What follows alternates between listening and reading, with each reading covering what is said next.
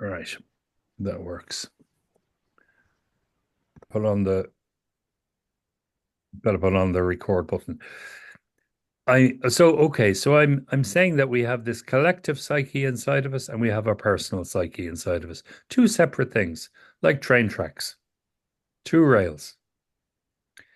And at a personal level, all of us here biologically have a mother, a father, and ourselves. And we are all part of this collective, which has a great mother, a great father, and the big self, capital S. Now, staying at a personal level, I grow up in my family. I'm born into my family. So all of the developmental psychology, all of the issues that I gain along the way are issues that come from the family.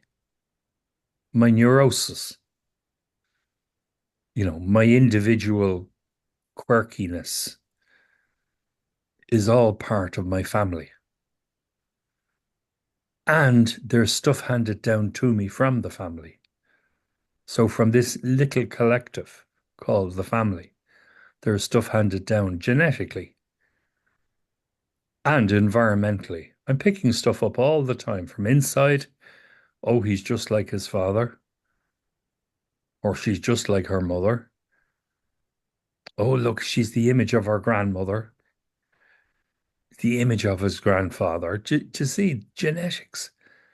So we've all of this sort of conditioning laid into us, and and we equally have conditioning laid into us from I'm Irish, you're Danish, different cultures. It's like different families, different parents. These are all sources of influence. They organize us. So, what do they organize? The structure of the psyche. In one of Jung's first books, he writes about the structure and dynamics of the psyche. That's what it was called. The structure and dynamics of the psyche. The structure, we have a persona facing out into the world, and we have an ego. Everything that's conscious in me is my ego. Everything that I know about myself is my ego. The persona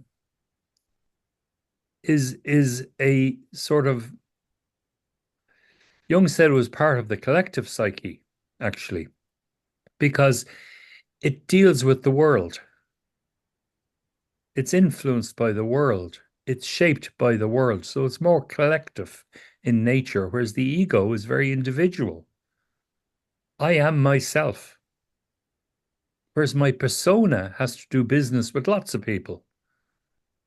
So the persona, that public face, it's not, I'm not immediately conscious of it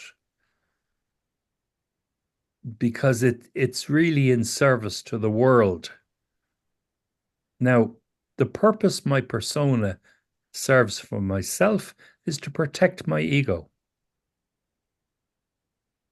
So I have a public face that I use when I face the world.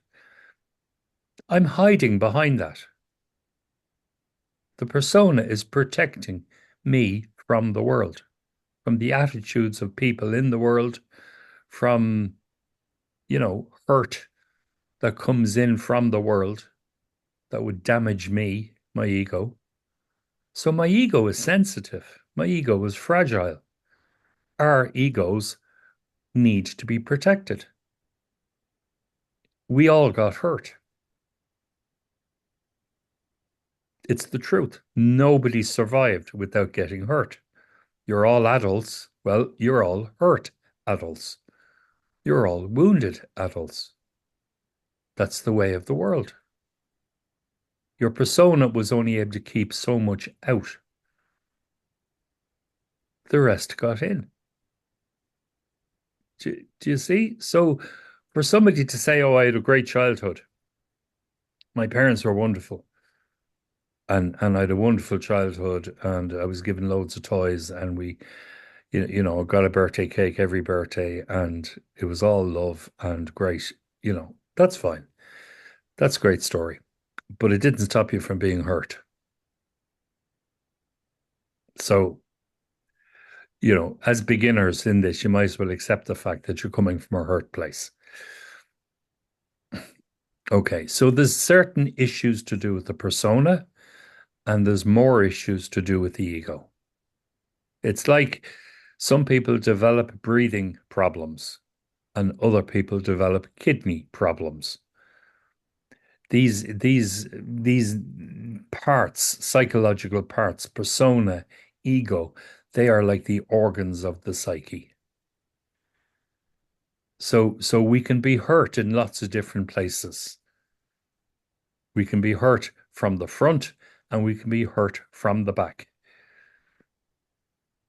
We can experience hurt coming from inside of us, and we can experience hurt coming from outside of us. And our defenses, our egoic defenses, our way of controlling that hurt is multifaceted. We have defenses that point outwards, and we have defenses that point inwards. Do you see? And we grow up with them. We don't know about them. We grow up with them. It's like our skin. I don't know if I have any blemishes, marks on my skin, because all I can see is what's in front of me. I can't tell you if I have any spots or birthmarks on my back. I've never seen it.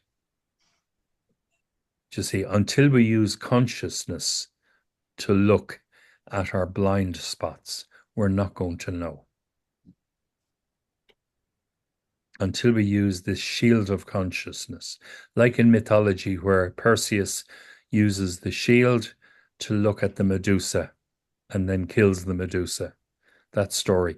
If he was to look directly at the Medusa, he would have been petrified, turned to stone. So he uses the shiny shield. He uses this reflective surface of the shield, his consciousness, to hold the image so that he can examine the image. We use our consciousness to look at our shadow. Before we have that level of consciousness, the shadow would petrify us. It would hurt me. I would start to think, oh, I'm really unlovable. Not just a little bit unlovable. I'd suddenly fall into my story. See, the shadow is protecting me from my story. So where is the shadow? The shadow is on the inside, and it stands opposite the persona on the outside. So ego in the middle. So hurt comes from the world, enters in through my persona. Hurt comes from my shadow.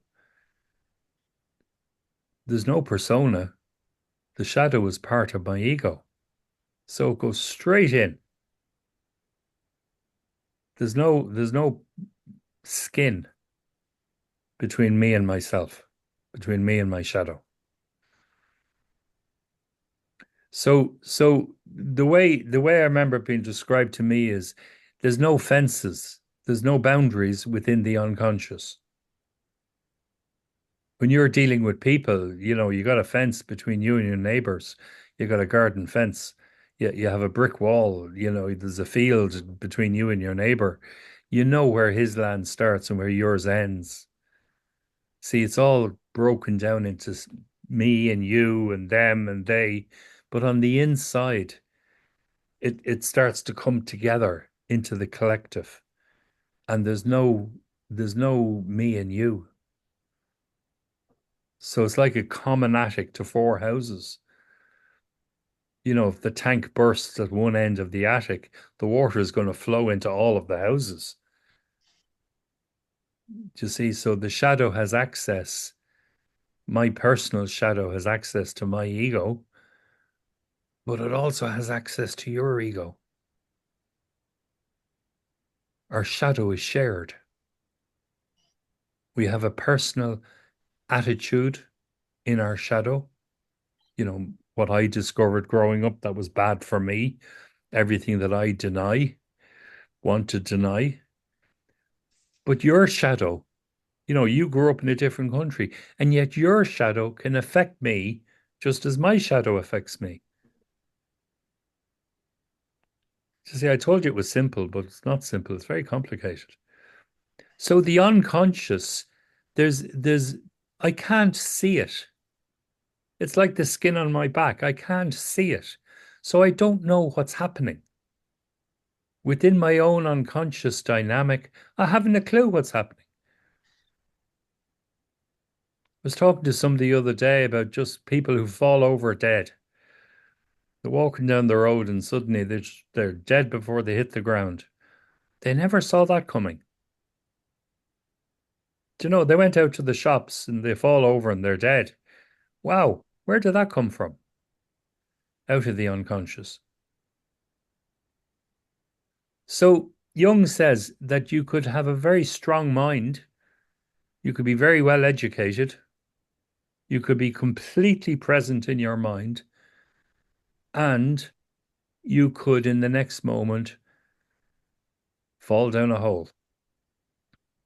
Mental illness, mental distortions, blind spots, we don't see them until they break the surface, until they enter into the ego.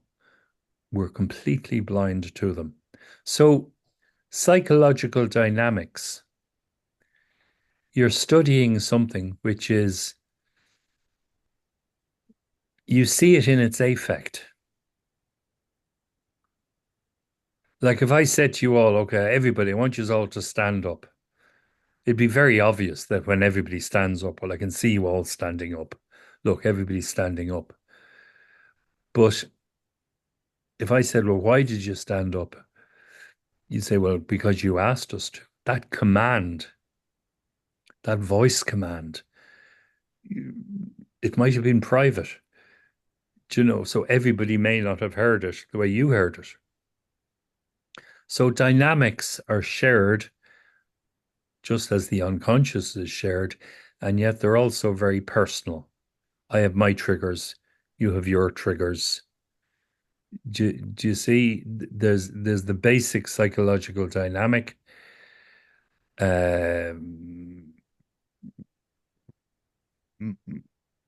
modeled around. Let's see, how can I say this?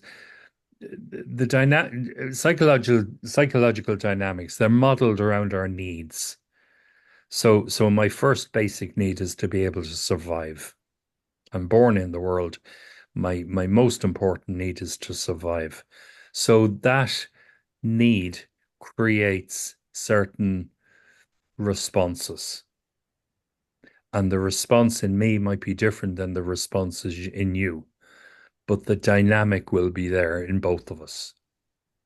Do you see? It's like if you know the way when you see this synchronized swimming and you see all the legs sticking up out of the water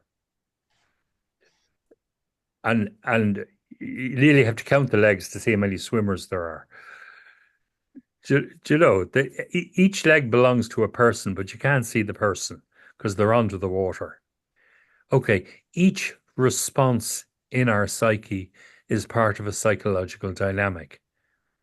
Now, the response is happening through your ego, so it's very individual, but the dynamic is part of the collective psyche, the need to survive. Everybody has the need to survive. And the need to thrive, second basic need, the need to thrive, to do well. I don't just want to survive, I want to do well. That also is a collective need, which manifests in us in our own individual way. So, guys, any questions on anything I've said so far? It's all information heavy. Do you know what I mean? Lots of information coming at you in English.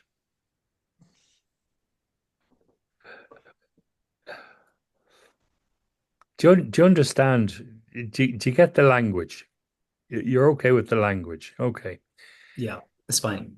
Yeah. Yeah. Okay. And you get this thing about the individual psyche and the collective psyche, like two train tracks running parallel to each other, and they're connecting at all points. We have these psychological dynamics which are part of the collective, and they're triggered all the time in my individual self by my needs. And the two big needs are the need to survive and the need to thrive. So if anything happens in my life, in my world, in Stuart's world, that threatens my need to survive or my need to thrive, it triggers a whole sort of synaptic path gets triggered, and the response happens both at a shallow level, my personal response, and at the deepest level, the collective response. The psyche doesn't differentiate, it just responds. The train runs on both tracks. Okay, I need to ask a question Okay. because some people, when something happens and they need to survive, they're like getting like frozen. That's Yep. not surviving. It's surviving for them. It is?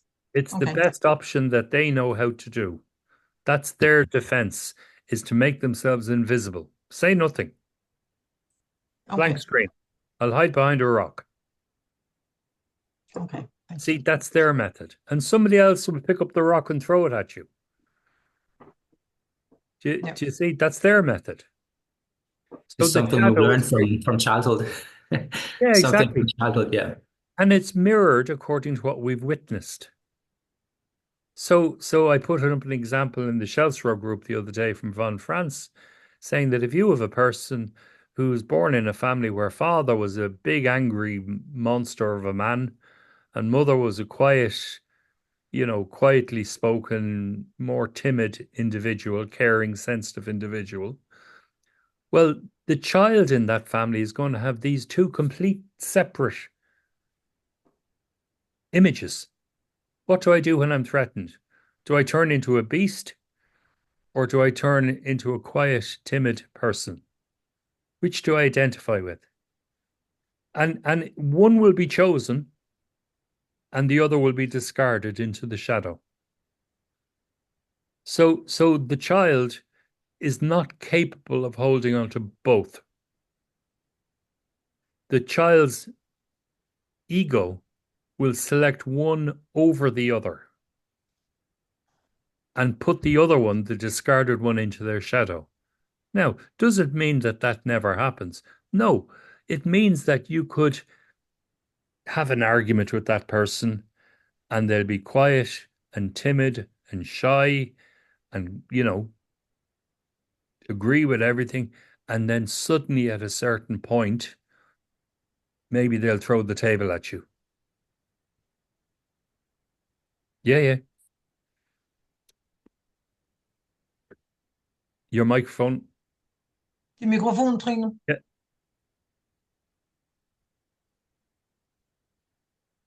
Are you, Trina, do you have your mic on?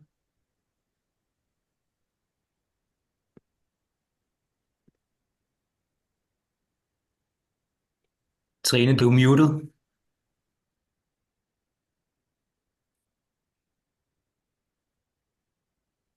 Try it now.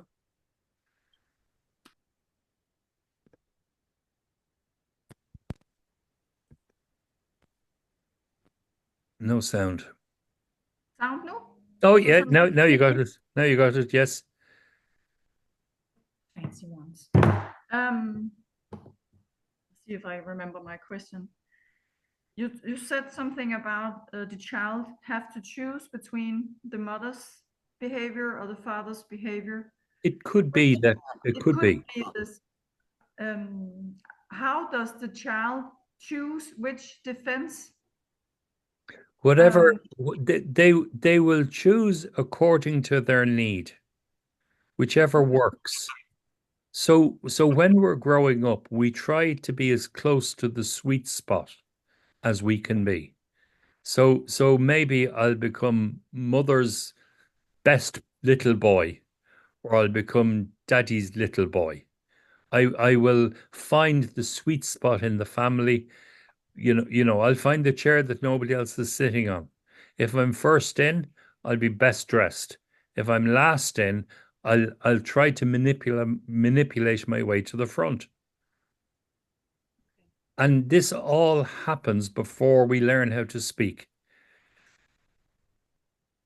This this all happens at such an early stage. As my ego is developing, my ego develops around these needs. To see, I need love. I need to belong. I need to feel safe. Yeah. I want to do well. So I learn how to get my needs met. And I will mirror the behavior in the family. I'll take in certain behaviors and I'll mirror what mum does or what dad does or what brother does or sister does in order to get my voice heard. Now, in the case of two opposites where one is, full of anger and temper and the other is full of sweetness and quietness, those two opposites don't go together. As von Franz says, they're chemically different. So the shadow holds the opposite. So the person might identify with being quiet and gentle and wouldn't say boo, but be careful because once they reach a point and their shadow takes over, their shadow could be like a raging monster, the image of their father, drunk, out of control. And then in court, after they've thrown the table and the door and driven the car over you, in court, they'll say, I don't know what happened, Your Honor. I acted totally out of character. They'll have all the character references there saying that, oh, there's a quiet person, but their shadow is a monster. Do you see? So when we're looking at the ego and we're looking at the shadow, we're looking at opposites. And the shadow is part of the collective as much as part of the individual. So it's like the skin on your back. You can't see it. You've no way of seeing it until it starts becoming visible or until you use consciousness to be able to look at it. So in terms of you guys beginning your program and course and all that sort of stuff, this is all ahead of you because the unconscious doesn't reveal its secrets all at once. Otherwise, you'd have no work to do for the rest, the other years. So it's a gradual. I get to see my shoulder. I get to see my elbow. I get to see my other shoulder maybe, but I don't get to see the small of my back until much later on. To see, and I get to see it as it appears. So Van Franz says, take your shadow for a walk. When you take the shadow for a walk, you get to see it. See, what is it that I'm not saying? What is it that my voice doesn't show? If you listen to the sound of your own voice and listen to the qualities of your voice, now ask yourself, what qualities are missing? Somebody might say, well, my voice is gentle. Okay, what do you do with your abruptness? Your voice is gentle. What do you do with your roughness? Oh, I don't let it into my voice. My voice is very friendly. But what do you do with your unfriendliness? Do you see, if I let that into my voice, people wouldn't like me. I wouldn't get my needs met. So persona, is manipulating others all of the time. We're showing exactly one half, what I'm showing you my better side all of the time. What about my wholeness? What about the other parts of me that would make me whole? Now again, people who know say the shadow is 90% gold and 10% evil. 90% gold, 10% evil. So I don't want to let the axe murderer out. Do you know what I mean? I'm not going to take him for a walk. But I do want to discover my strengths. I do maybe need to be a little bit more self-supporting or less judgmental. If my ego is based around, I'm such a bad person. Well, then the positive side of me is in my shadow. So I do want to be more self-accepting and self-supporting. And generally, we haven't developed those parts. They're in the shadow. Growing up, we're told, don't be saying that about yourself. Don't put yourself first. Look after other people first. Don't feed yourself first. Feed others first. So this is what we pick up from our family. This is the persona ego stuff. Now, when we bury something in the shadow, it joins with the collective shadow and it becomes darker. Okay. So Jung says the personal unconscious, my personal psyche, is organized with complexes. It's like you open the drawer and your socks are on the left and your underwear is in the middle and your vests are on the right. You have it organized. Most people. Some people. Do you know, you have your own system. Okay, well, the system of the personal psyche is complexes. Now, we're inclined to think complexes are negative. Complexes are negative and positive, all at the same time. I have an experience of my mother. Sometimes she was nice, more times she was not nice.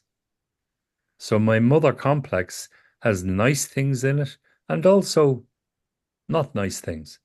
Similarly, my father. Do you see, not every day was not a bad day growing up. There was good days as well as bad days. But the feeling tone in the complex is the cumulative experience. So I could say to you, well, what type of man was your dad? And you could say, oh, he's a lovely man, or he was a terrible man. And your father complex will be more feeling toned. It would be more, yes, he was a nice man. I have a positive father complex. Or he was a brute. I have a negative father complex. Now, the positive father complex equally has the ability to be negative. And the negative father complex equally has the ability to be able to see positive things. But it requires the complex to be challenged. Now, Be what? it requires the complex to be challenged. If say, for example, father complexes, if my father complex is more negatively toned, well, then each time I poke at it, it's going to be negative. That's what it's going to give me. If it's positively toned, I'll be inclined to see every man as good. Do you see? Because it's guiding me, it's organizing me. The complex, this is what this is the purpose they serve. They organize me, just like I organize my socks and my jocks and my vests. Do you see? If I didn't organize these things in the drawer, there'd be chaos. I'd pull a sock out with a vest attached to it. It'd be chaos. So the complex is the way that our psyche has to keep things in their proper place. But the complex is very much based on our family dynamic. What did we see happen at home? Yes, Eva. Do you mean that if you have your memories and you find your mother mostly sweet and try to manage things, and then you have to look in the and where the shadow will be when she losing control and is angry and stuff like that? Yes, yes. Yeah. But you see, your mother is no different than you, and you are no different than your mother. You're human beings. So you have the outside and you have the inside. You have Yeah. stuff that you're willing to talk about and show to the world, your persona, and there's stuff that gets buried in at the back. Now, for example, your mother, take mothers, we pick on mothers for a moment. Okay, mother's in a relationship with father. So straight away, mother has all of her feelings around being in a relationship with father. And you, as a child, are a child of that relationship.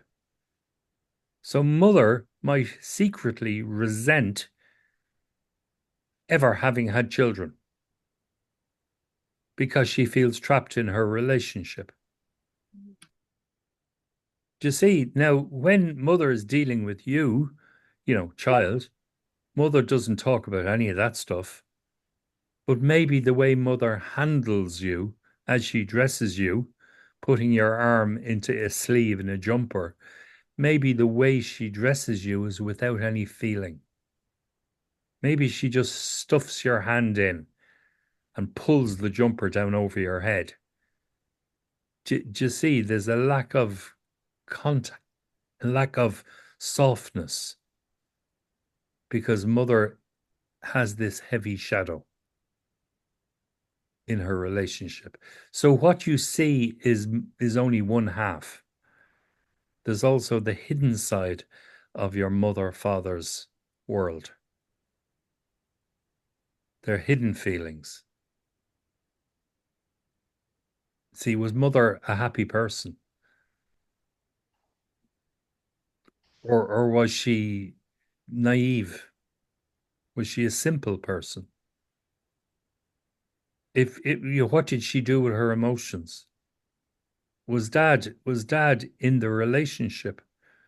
Or was dad hanging out the window, whistling at women, cycling past the front of his house? See what was going on in your parents' relationship, because all of that has a bearing on the state of your psyche and your shadow. Now, we get to know these things as we go along. The shadow in us is always, I would say, around power. So how I organize my power. Do I do it out in the open or do I do it quietly at the back? There's in Gestalt psychodynamic work, there's a term called congruence. What you see is what you get. So congruence is the opposite to hiding. If somebody is congruent, they're open. What you see is what you get. There's nothing hidden. There's an honesty in what they show. They're congruent.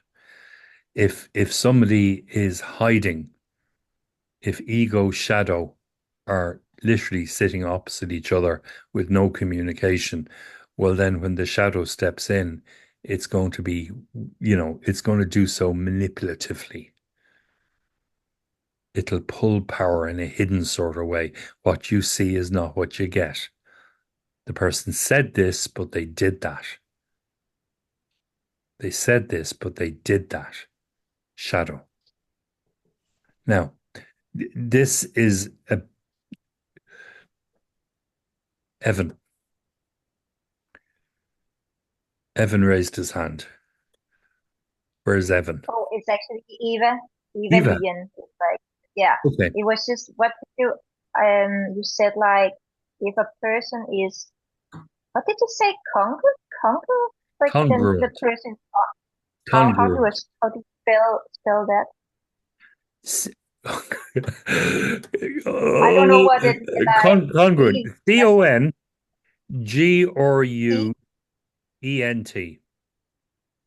Congruent. Oh, CONGRUENT. Congruent. And it's a word that it's an English word that means honesty, basically. okay. So it just means honesty. Okay. So Yeah. that's fine. I Well, just look it up. Yeah.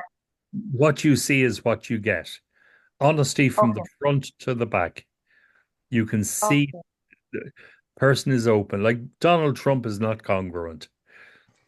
Oh. Do you know what I mean? Okay. There's an example of Yeah. incongruence. He's hidden. Okay.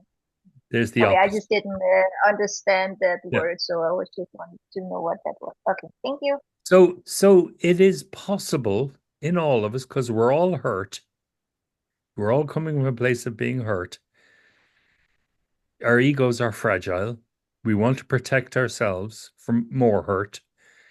And we have this sort of relationship with our shadow, this open relationship with our shadow. So the shadow is organizing us all of the time. And the ego is organizing us all of the time. And the persona is presenting this organized self to the world as it sees fit. So you have the stage manager on the left, the ego. You got the stage manager on the right, the shadow, and you have the ego sitting center stage, taking instructions from the left and from the right. And the person in the orchestral pit is turning the mic on and off because he or she doesn't want the world to hear what the ego is saying. There's this multifaceted structure, this dynamic structure going on inside each one of us between ego, shadow, persona, world, and it goes on all of the time. Now, ordinary folk, people on the street, they have ordinary awareness. They haven't a clue that this is happening.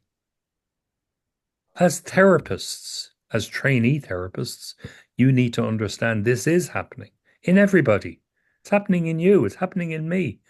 It's the psychological dynamic that goes on with life. Light shines in through the window, and the window casts a shadow up on the wall, and I see a shape on the wall. I see a dog, you see a cat. Do you see? It's individual, it's collective. So you need to know this is going on, and you need to know that you're not going to discover it all at once.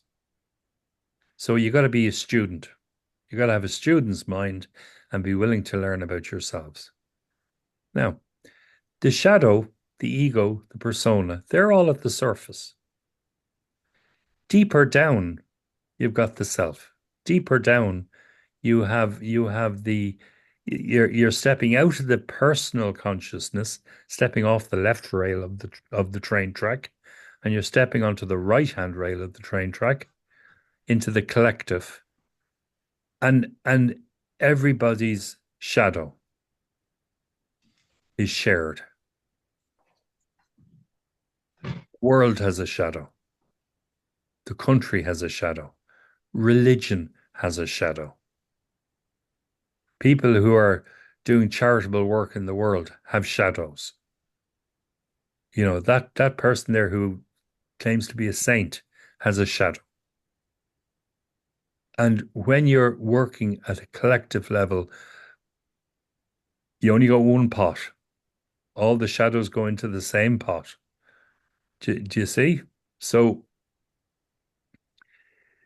the way we know this, the way Jung discovered this was he was working with clients, and clients came in to him with dreams. And through these different clients sharing dreams, he realized that both of them had shared the same story, basically the same motif, the same imagery in the dream. And when he investigated it, he could see that this image in the dream, this motif in the dream, was mythological. And he discovered that the collective unconscious is organized around this mythological library of symbols, because it is the collective. Like if I say to you, what are you? You'd say, well, I'm my personal memories. I am my own self, one set of memories. But when you're dealing with 7 billion individuals and you put them into the one pot, the way the psyche organizes them, like socks on this side and vests on the other side, the way the psyche organizes them is in this sort of feeling toned image. So the image of the mind, you think in images, the image of the mind. Jung coined the phrase, came up with this phrase called primordial images. Primordial images, images that have been there since time began. Mythological images, images that you could see painted on the back of a cave from 2 million years ago, the Stone Age, whenever it was. And these images are in the psyche, in the collective psyche. So I am my age, 60 odd years old, but my psyche is 2 million years old. The collective psyche in me, 2 million years old. What chance have I got when I'm faced with that? So I am organized by complexes, my personal experiences of mum and dad. But the collective psyche is organized by archetypes. All of these images together in a feeling tone, negative, positive. All of the experiences of mother, all of the experiences of father, right across time. So you have the archetype of the mother, the archetype of the father, just as you have a mother complex and a father complex. See, one belongs to the personal psyche and the other belongs to the collective psyche. Now, the collective psyche is much deeper than my personal psyche. My personal psyche is local. I go down to the shop, I come back to the shop. I know what I want to buy in the shop. It's local in my mind. And my behavior, my mannerisms, all of my familiar habits, they're all quite local. And yet through the shadow, the unconsciousness in the shadow, this deeper stuff has access to my personal consciousness, and there's no boundaries. The tank bursts in the attic 4 doors down, and the water runs into my house. See, the problem is in the house down the road, but the problem manifests in my house. I get the flood, not my tank. So this is important because people on the street do not realize that they are organized by something far bigger than themselves. People on the street think that they're in charge of their own mind, and they are not.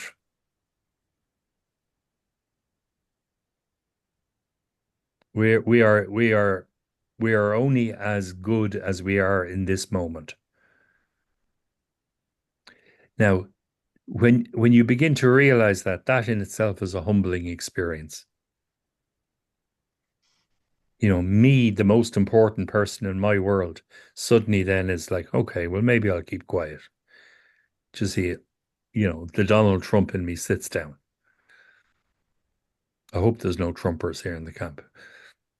But you know what I mean? That narcissistic little baby in me That 1.5-year-old that screams to get its needs met, you know, that'll bite your finger.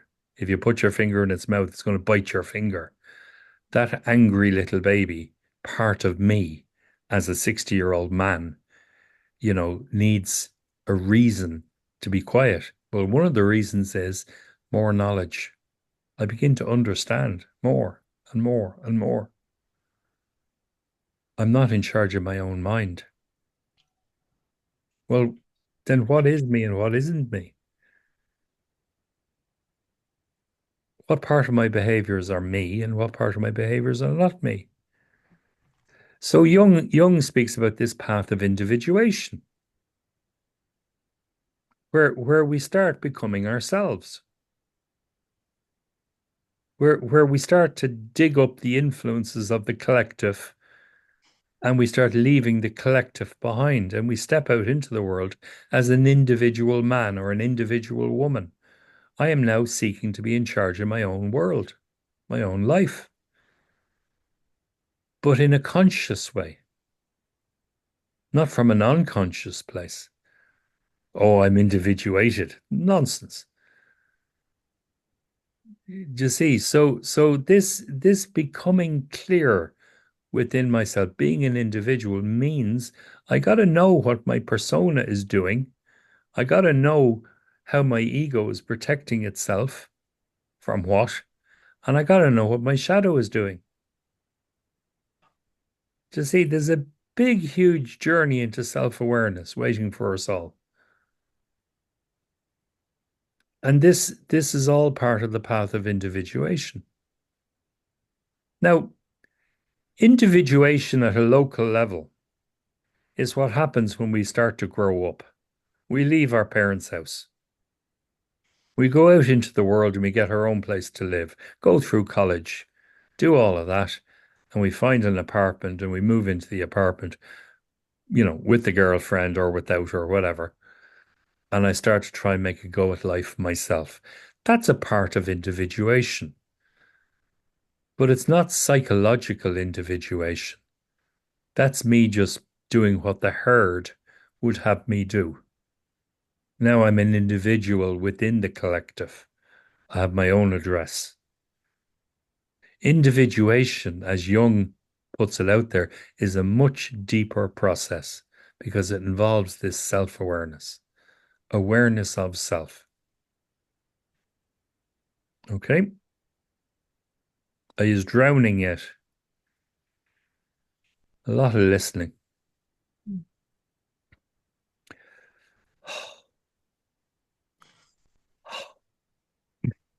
Can you talk a little bit about how do we use the archetypes in the individuation? Yeah. I've heard something about if you're missing one of your parents, you go into the archetypes to find a mother or a father. That's not strictly true, but I know No? what you're saying. Yeah. I'll pick up, and if I don't answer your question fully, you can ask me then at the end. Okay. All right. So my personal psyche is organized by my personal experiences. I got a mother complex, I got a father complex, I've got a pet dog complex. I have complexes about everything I meet. I have a complex about my car. I have a complex about my bike because I have experiences of these things. I have value on these things. Now, mother, father, self, these are the big ones. Okay. The ego is also a complex. Myself. I also have a complex around myself. I have my own experience of myself. And the way these two tracks, the left-hand rail and the right-hand rail, are joined, the collective and the personal, is in the complex. It's in the heart of the complex. So I have my experiences of mother. But at the heart of this, there is the mother archetype, the collective experience of mother, and similarly with the father, and similarly with myself. So each complex is situated on top of a volcano.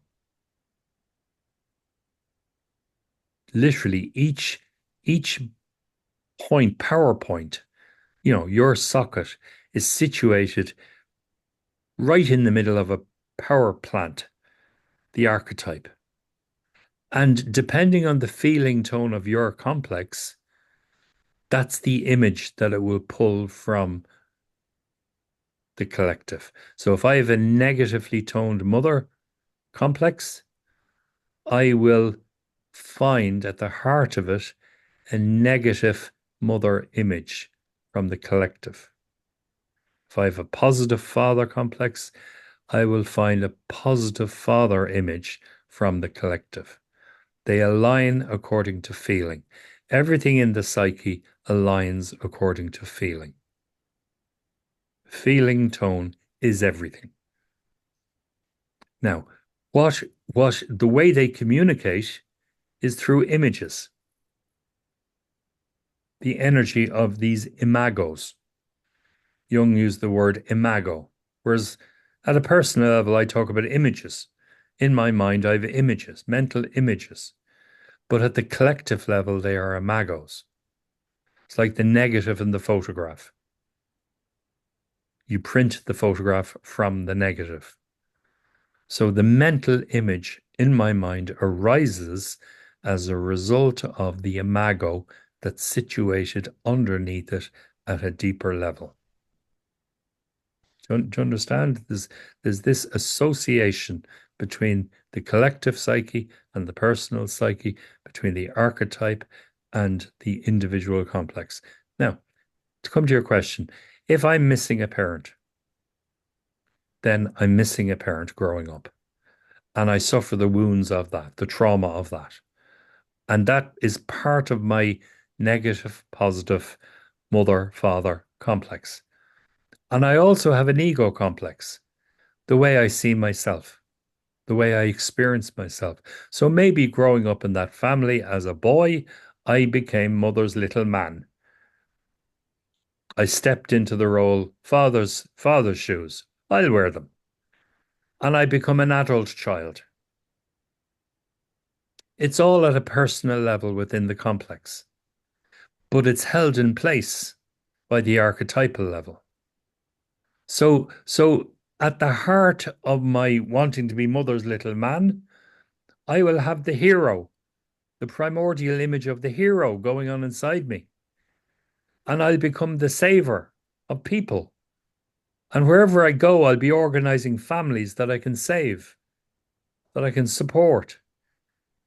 Because this pattern of the hero, perhaps, is being passed down into my personal need to be loved, and I live it out. It's all organizing me. I'm not organizing myself. It's organizing me. This is heavy duty stuff, guys, okay? And I would absolutely understand for you to say, listen, we're completely confused. I would totally go along with that. But look at it again and again and again and again and again. The personal consciousness is sitting on top of the collective consciousness. Now, we talk about great mother and great father and all these sort of archetypal figures, gods and goddesses. They are archetypal beings. And they're situated within the archetype of the self. So the archetype of the self, collective, the archetype of the self, big S, is, Jung says, is the central organizing archetype. Everything happens because of it. Life is created because of it. And within the archetype of the self, you have this archetypal being called the Great Mother. There's an image, a primordial image of the Great Mother.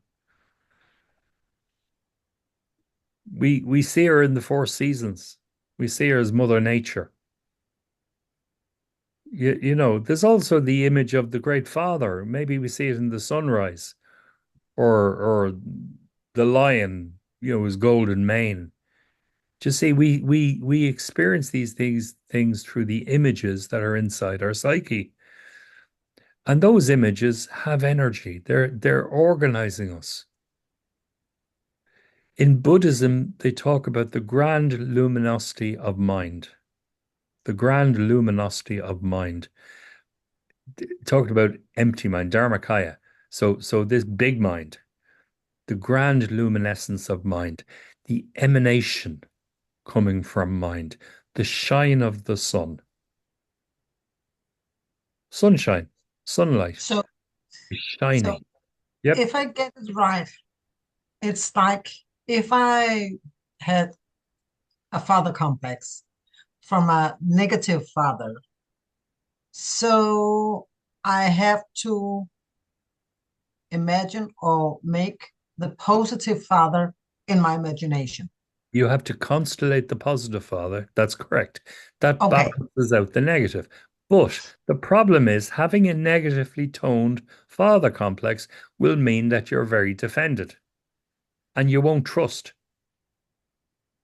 and you'll want to be in charge and you'll be organized by this negative father image inside of you because that is the way authority was shown to you. And your shadow will maybe be the opposite. So you may come across as, you know, wonderful, happy person, but inside you're counting the number of Smarties in the box. How many blue ones were there? How many red ones were there? Oh, there was one yellow one short. Going to bring it back to the shop. There's this critical attitude. There's the negative father complex. And the negative mother complex would be the witch. This complaining hag. You know, if you were to draw a witch with long fingernails and scrawny hair and her voice, you know, the witch's voice, the personality of the witch. There's the imago of the witch. You can nearly hear her, you know, clawing on the door. The witch, the negative mother, positive mother, Mother Nature, the benevolent mother. Mother wants to wrap her arms around you. But as soon as positive mother wraps her arms around you, you go asleep. Because it'll totally awaken the memories of the child in you. So why would the child ever leave positive mother? So positive mother just creates an adult child in a different way than an abandoned child.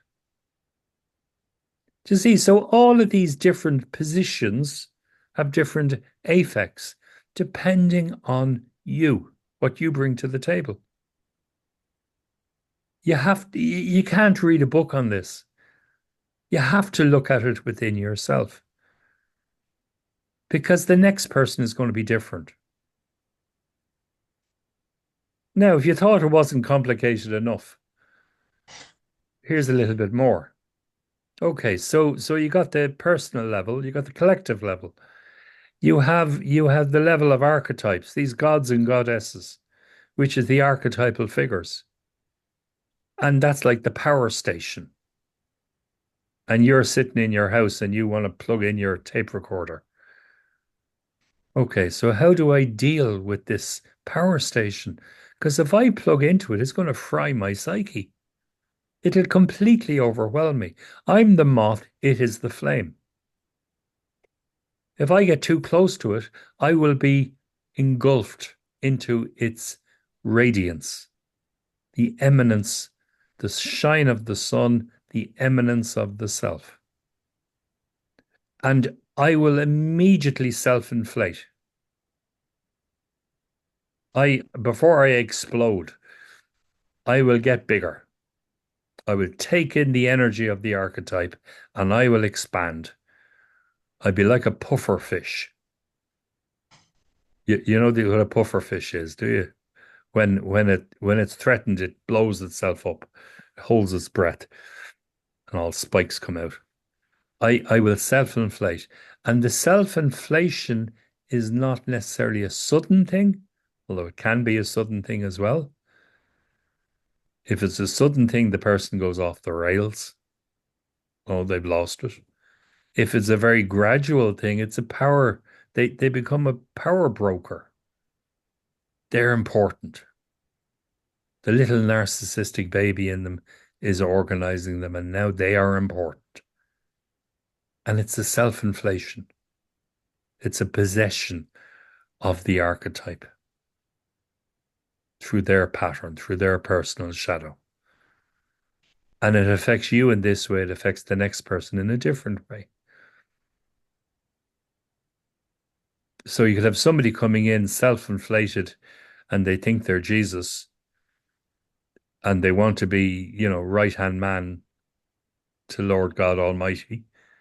And that's their inflation. And somebody else comes in and they're just grumpy and they won't take no for an answer. And they push and push and push and push and push and they bully you. And they're not Jesus Christ, they're a bully. And that's also self-inflation.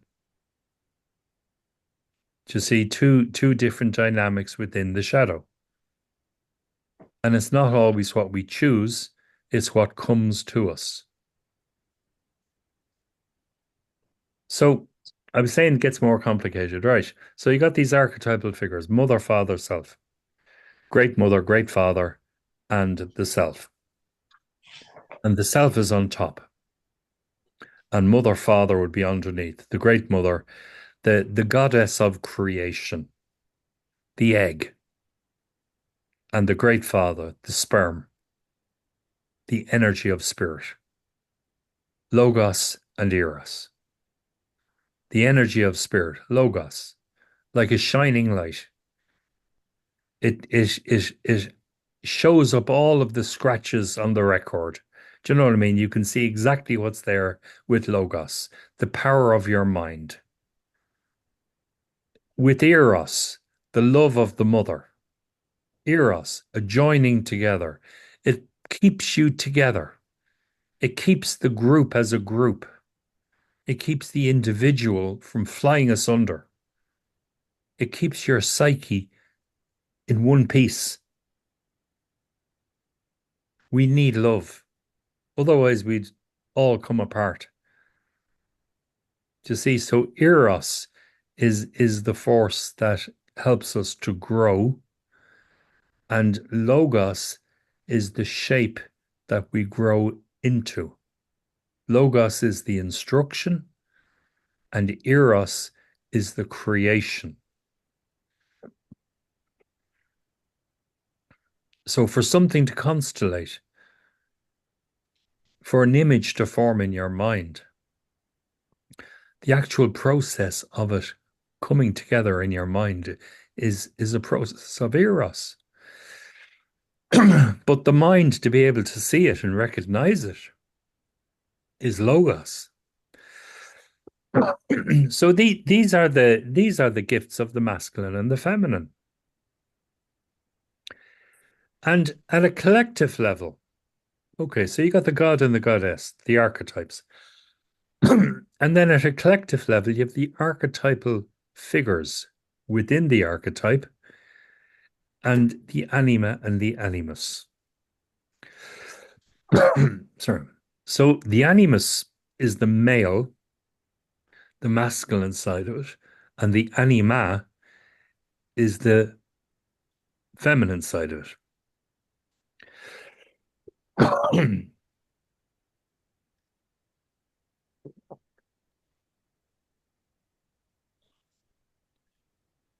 And if you want to imagine God creating the world, well, God created the idea of the world, Logos. And then God created the actual world from the idea, Eros. And then the world was made. And as a natural consequence, he created man, Adam, and he created Eve, woman. And Adam and Eve hold these qualities in the world. And Logos goes all the way to the top, Eros goes all the way to the top, and form changes. The form that we experience changes. So our journey through life is a journey through Logos and Eros. It's also a journey through form. Guys, am I leaving you behind? Are you okay with this? Are you drowning yet? Yeah, okay, okay. The anima animus is a teaching that Jung came up with, and it's at one level it's simple enough to get. It's like, yeah, okay, I sort of know what they're talking about. And then you realize actually it's much more complex than that. And it goes deeper and deeper and deeper into it because it's how, when we climb the ladder to the God inside of us, we have to climb through the anima and the animus. We first of all on our journey integrate our shadow. We deal with the world, our persona. We strengthen our ego and we integrate the shadow. That's all personal work. And then as we start to discover our individuality and our aliveness, we immediately start to experience the anima and the animus. So the power dynamic within women and the love dynamic within men, very, very broadly speaking, the man's heart and the woman's desire or the woman's ambition. So the animus is the collective voice inside the woman, and the anima is the collective feeling inside the man. The collective voice inside the woman and the collective feeling inside the man. Now, I've also got my own individual voice and I have my own individual feeling, but the collective voice and the collective feeling is held within this image concept, anima animus. And we see it in dreams. In a woman's dream, you see the animus as a group of men, as a police force, as an army, as two men standing at a corner, as burglars breaking into your house, being chased by a pack of dogs, being chased by wild animals. These could all be images of the animus. And if this is happening in your dream, it's because the collective voice has something to say to you. The dream wants to be understood. In a man's dream, the woman in the red dress, the brothel, or the mountaintop, or the forest, or the field full of wild flowers. It's feeling tone. It's Mother Earth is also the anima for the man. Yeah, exactly. Exactly. But then it starts getting involved in the mother complex. So the anima itself, very often in a man's dream, will appear as a woman. But the animus in a woman's dream will very often appear as a group of men, a single woman or a group of men, because the animus is collective in nature, whereas the anima inside the man who was born, as a man is born, his logos is born into the world as one mind. So the anima appears in that one mind as one woman. Now, in terms of okay, this is depth psychology. What I'm describing to you, it's all depth psychology. I'm trying to give you a big overview of it. Okay, so where do we see this in the practical world? We see it in relationships. If you examine your own relationships down through the years, what type of partner found you? What you're looking at is your own psychological dynamic, your journey with shadow, or your journey with animus anima. So all of this stuff is a way of understanding the the path that our life takes us on, because we don't have a choice. Oh, I became a drug addict when I was 17 years old. You didn't have a choice. Oh, you could have said no. You couldn't have said no. It happened. Say, oh, I got caught robbing cars and I was locked up in prison. And I only got out last year. Yeah, you didn't have a choice. Oh, I was a rapist, a child molester. Yeah, that's your path. It's a horrible path. It's full of darkness, but it's a path. Now, what are you learning on your path?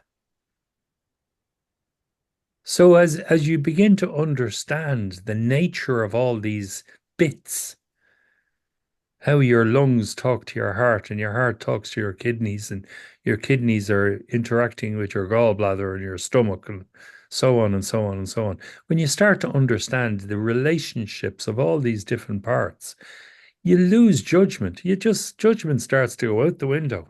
Goodbye, judgment. And you begin to see it in others. The same thing that you're seeing in yourself, you start to identify in others. Oh, there's the shadow. Oh, there's the will to power, the animus. There's the negative father, voice. There's the smothering mother that wants to organize me, take away my individuality, and leave me as an empty shell. Just see, what's the difference in a loving mother and a smothering mother?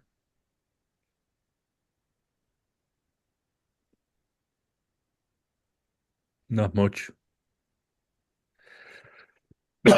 So this the anima animus more or less completes the picture between the top and the bottom. Now, the anima in the man, because the man is in the world, his logos is born into the world, his mind is in the world. It's different in a woman because the woman's mind is inside of her. The woman is born into the world as a woman, but her mind, her masculinity, is in the inside. So it's not born into the world with her. She has to give birth to her own mind. Strange, isn't it? The woman has to develop her mind. She's born into the world as a heart. She is the soul of the world. But she needs to learn how to protect her heart. She needs to learn how to value that heart, how to honor it, and to honor herself in the process. So her mind needs to be educated. So as she educates her mind, she is giving birth to her mind. Do you understand? A woman is not born with that type of educated mind. She's a little girl. And a man is not born with that type of heart. He's a little boy. And he has to grow through his family dynamics. And she has to grow through her family dynamics to achieve adulthood, which means she has to deal with her shadow. He has to deal with his shadow. Do you see, they meet all these dynamics along the way, and then eventually they integrate the anima and the animus to a certain extent, which connects us with the Godhead, our own spirituality, the God above. And then it's self, not self-religion or self-psychism, a form of spirituality. It's self, clean, congruent. It's a relationship between me and myself, not through a host of symbols like in religion, or through a host of psychic objects like in psychism, esoteric symbolism. It's a felt experience. So Jung was asked, do you believe in God? And he says, no, I don't believe, I know.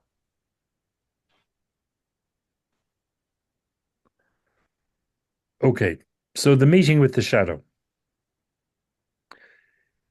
We experience the meeting with the shadow as an encounter with the shadow. We don't meet our shadow. We're walking home one day and a dog bites us. Did we meet the dog? Well, you could say, yeah, I met the dog, but I had an encounter with the dog. So the shadow creeps up on us and grabs us by the throat. We have an encounter with our shadow. We do something, we say something, and it gets us into trouble. Or something gets said to me, something is done to me, and, there's an argument. I have an encounter with my shadow.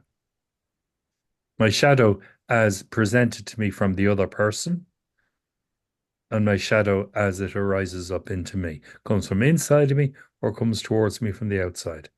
Doesn't matter. Shadow. My shadow. Now, to the extent that I know my own shadow, I can sort of avoid a lot of the encounters. If I don't know my shadow, I'm going to be straight in there with 2 feet. Wanting to stay safe and wanting to thrive.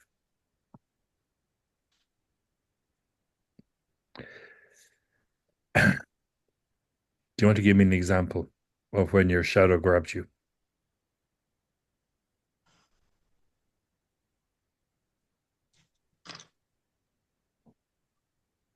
Anybody ever rob something when you were growing up from a shop? What did you rob?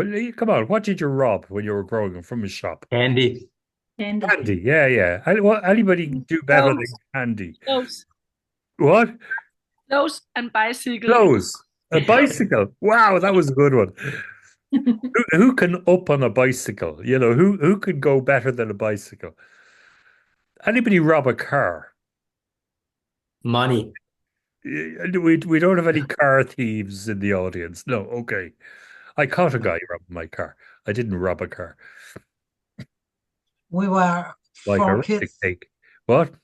We were four kids in our home, and all of us was robbing coins from our mother, but Yeah, we yeah. didn't know anybody did it. But every morning I went to the bedroom with a pen to put in the saving, took 20 kroner.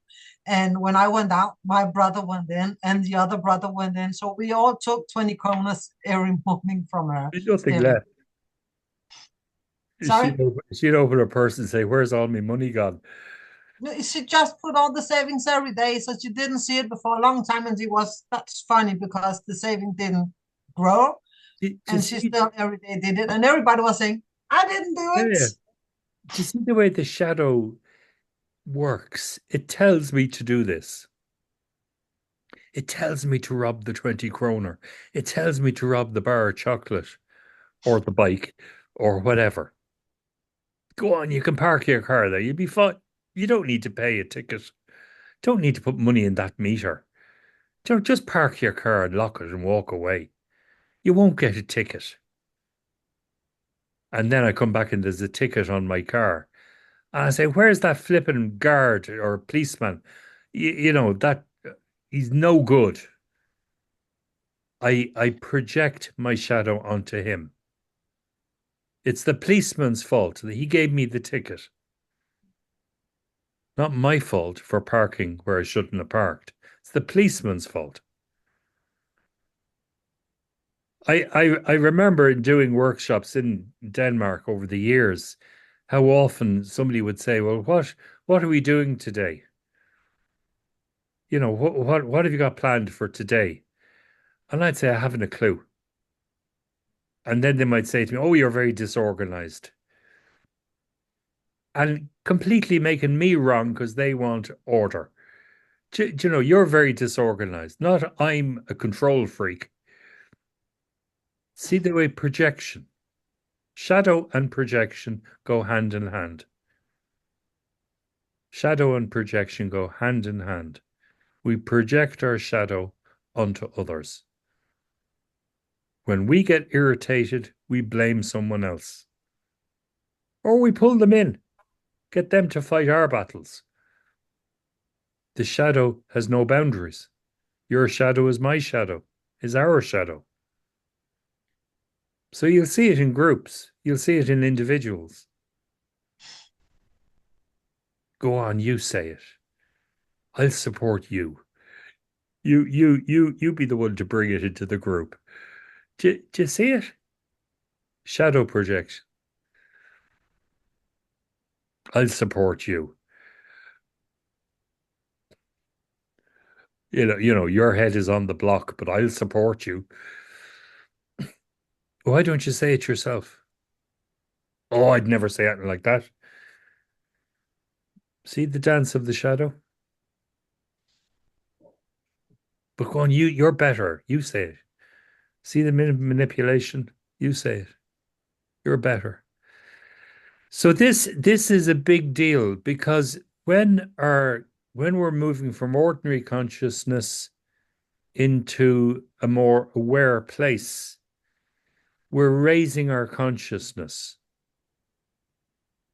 We're becoming more individual, which means we're releasing ourselves from the collective, so our shadow is not as heavy.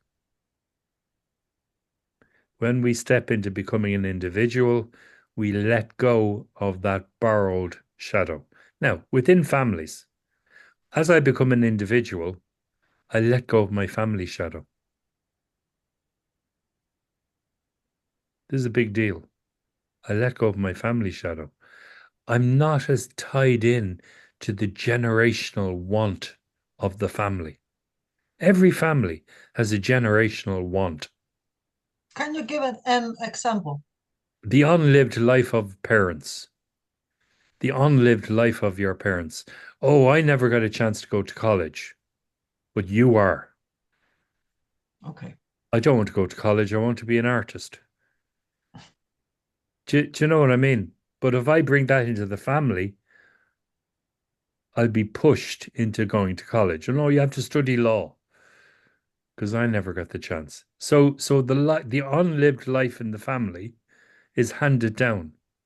Or the way we're named in families. You're given a grandmother's name or a grandfather's name, and you're expected by name to be similar to them. You're expected to behave yourself because you are carrying your grandfather's name.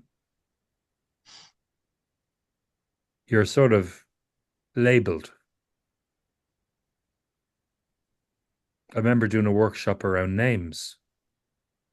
Like, is Bobby, a person called Bobby, is that the same person as is called Robert? If you meet Robert, who do you meet? And if you meet Bob, who do you meet?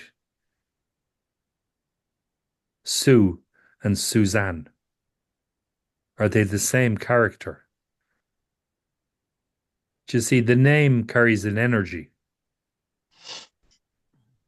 Everything is entering into our psyche, and our psyche has a shadow, it has ego, has these dynamics. Everything enters into our psyche and is processed.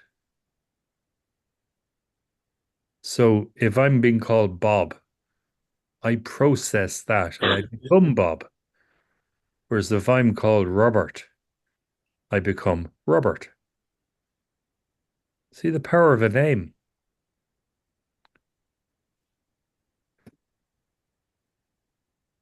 Being told you're just like your father. Well, I am just like my father. But my father didn't have this type of mind that I have. So I am like my father, but I'm also like myself. I am myself, and I have my father in me. He can come along on my journey if he wants. He's very welcome inside of me. Hang in there, Dad, and enjoy the journey. But he doesn't need to organize me. You see, as I become an individual, I organize myself. So integrating the shadow raises my consciousness, and then the cultural shadow, collective shadow can't get in at me, and the family shadow can't get in at me, and I become more separate.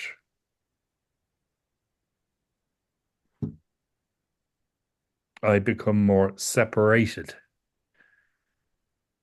In order to integrate, I've got to separate. I got to stand alone to be able to see myself. So, as a woman, do you know yourself by being a mother, or do you know yourself by being a woman? The shadow of mother is enormous. Mother is a lifelong job. Were you told when you became a mother that you were going to be a mother until the day you die? Do you want to be a mother until the day you die? Or would you like to take that hat off at some point and go back to being your own self? Well, then don't lose your own self. Pay attention to who that is. Do you see the shadow ego, the dance of shadow and ego, and finding the will to do it, finding the strength to do that, the animus, finding the ability of mind to be able to support yourself in that journey, the cooperation of the animus.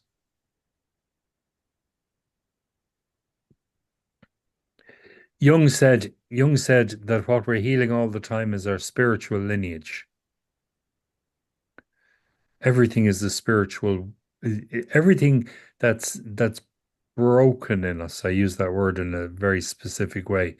Everything that appears broken, that's better. Everything that appears broken because of our separation from the self. As we relate more with the self, what appeared broken, we then see as perfect. Sure, my path is perfect.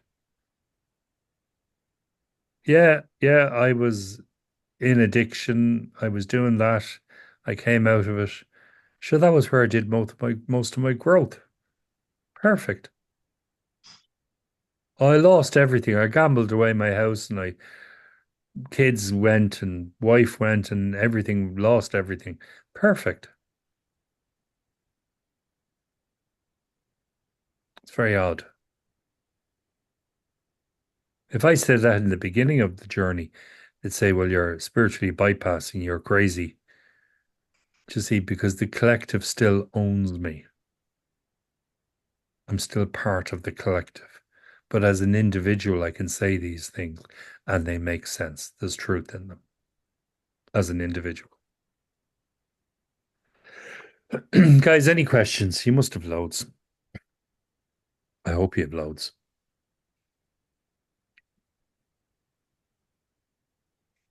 Do you want a break? Break. Okay. It's 1906 on my clock, 2006 over where you are. 10 minutes? Is that enough?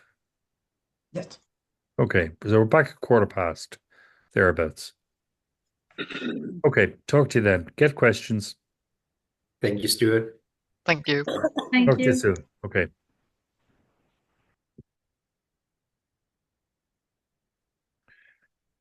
Okay, guys. So we'll just sort of get the wagon rolling again.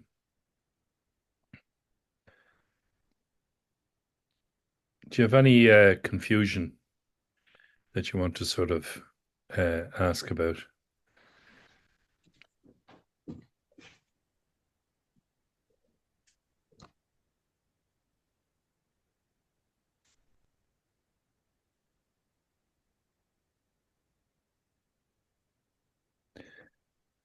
I'm sort of speaking around these things. Yeah. Yep. Okay. Evan, not Evan, but Eva, just Eva. It's Eva. fine. Yeah. It's just when you talked about logos and eros. Hmm. I don't know. I think like I can't understand what it's a logos is like. What is it, man or what?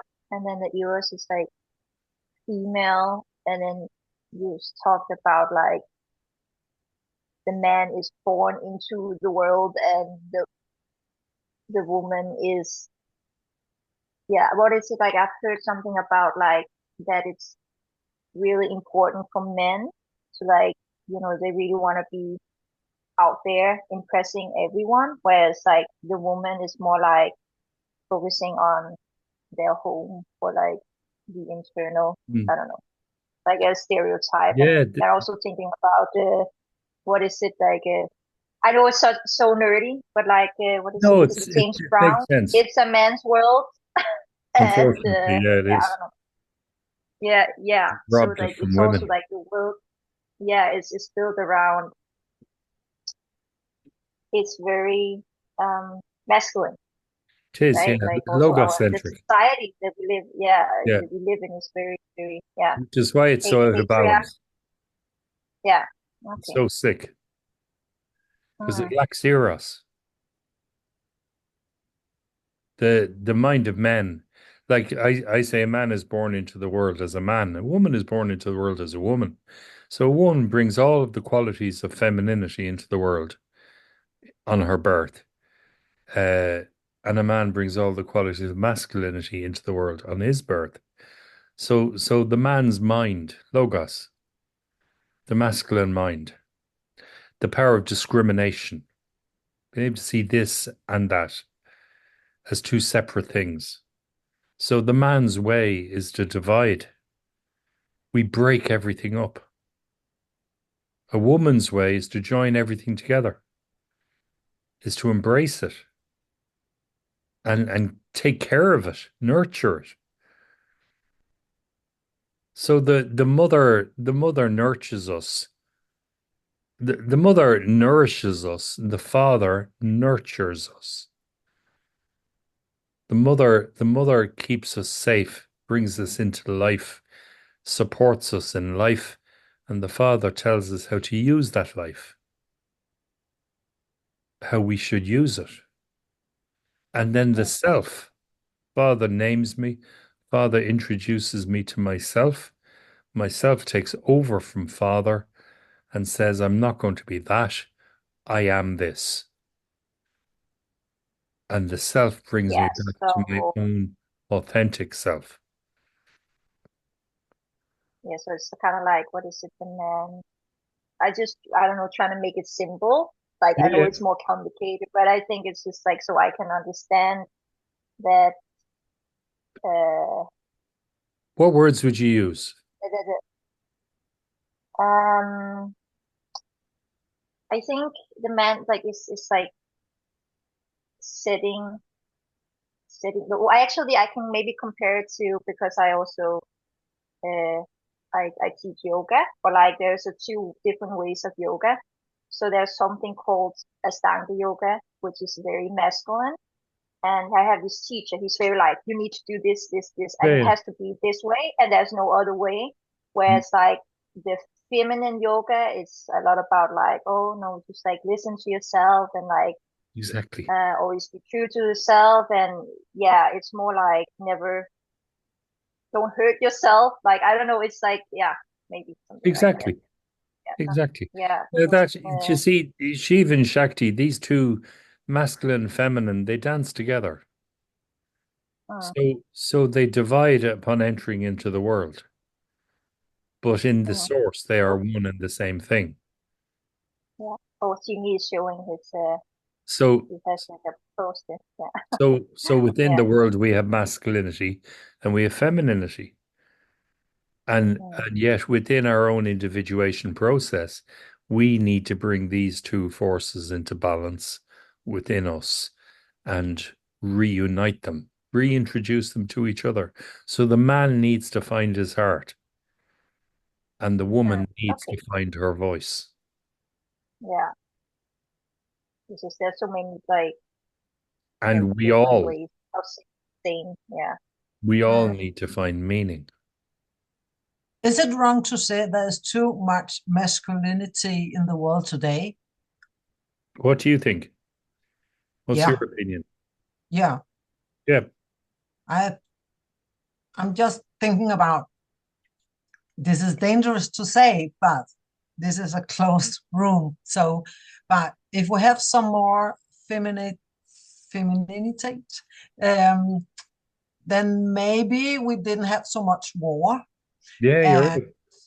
and if we didn't have so much masculinity, sorry, women, but the women were more feminine, maybe we have more relationships instead of divorces. It's like Absolutely. dangerous to You say, see, but I'm thinking like but everything is but very masculine. but all of this is the conflict inside of yourself Yeah, and the maybe. conflict inside of myself and the conflict inside of that other person's self. These are the psychological dynamics within us, and we need to recognize them and bring them into a sort of harmony. Now we do that by integrating the shadow, and then the second part of that work is watching the masculine and the feminine unite. So I integrate my shadow. That gives me self-awareness.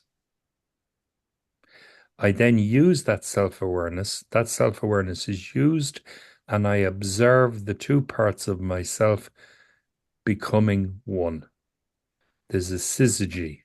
There's a relationship between the masculine and the feminine. I see how spirit impregnates matter inside of myself. I I become alive. I am the new birth. When I observe that happening inside myself, I am giving birth within myself to a new self. Do you understand? The divine child is born. So Jung talks about uniting the opposites. Well, the first opposite is ego and shadow. And then as we unite that, that makes us conscious. And then we use that consciousness to experience the two sides of my nature joining. The conjunctio, the syzygy between the anima and the animus, masculine and feminine. And that is where we achieve wholeness. It's like a beginning process and then a mature process. The beginning process is shadow integration, and the mature process is this level of self-awareness where we begin to experience these more subtle changes within ourselves. Now, I wanted to just go back on something that I didn't say, and I want to say this. When I was talking about the Buddhist theory of mind, the grand luminescence of mind, they say that Dharmakaya, it is said that Dharmakaya shines. It has this iridescence. It's self-illuminating, self-cognition. We discover things. Our mind is curious and it discovers things by itself. It is self-cognizance. This is the illumination happening. The light is shining and it is showing up what's what. So mind has this quality of self-illumination. Now, in depth psychology, we talk about the eminence of the self. The eminence. IMMANCE. Not sure. Eminence. IMMANC, something like that. Eminence. It's like the shine of the sun, self-emanating. It's giving off light. So the self is emitting this aliveness, libido, or chi, or prana, this energy of life. And Freud said it was sexual. And Jung says it's not sexual, it's erotic. It's eros. Erotic. Eros. It wants to embrace. It wants to join together. It wants to constellate things. It wants to create. My creative energy is eros. What I paint on the page, if I open my eyes and look at it, is probably more logos. My mind wants to put it as a certain shape, whereas my hand wants to just draw it. Do you see? My hand wants to mold the clay in a certain way, certain expression, but my mind wants it to be a cylinder. The masculine energy gives form, whereas Eros gives creation. Now, this eminence of the self creates us. The creativity is creating us. It's created our egos, given us life. So aliveness leads to life. The source is aliveness. We, the children, are alive. Our relationship is with aliveness, not with mummy and daddy.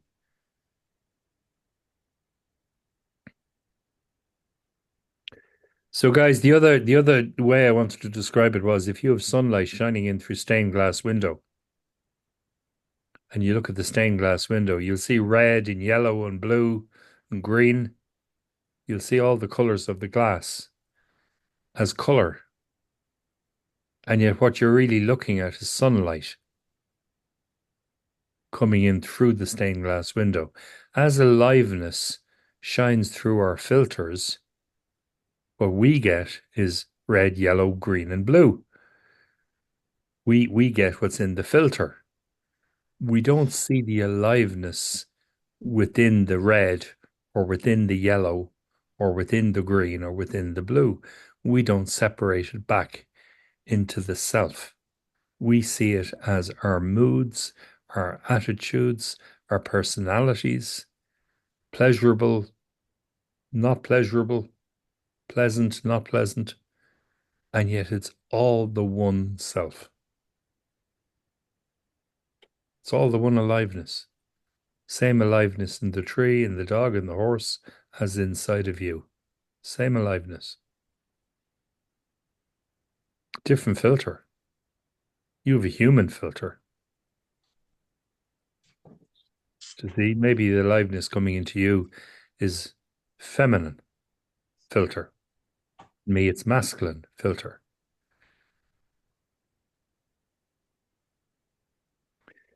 So guys, the developing what we're doing in studying this path, what we engage with is knowledge and information in order that we can have a more conscious relationship. The path itself, we need to learn to relate with the path. Relate with life. Life is not an enemy. We need to relate with our lives, and then our lives will guide us. Aliveness will guide us.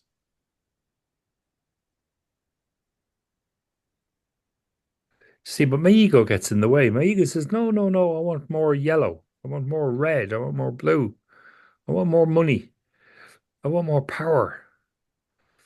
I want to dominate this moment. I want to be in charge of the people. To see, I want my voice to be heard now. That's all my ego. But, you don't understand. That's more of my ego.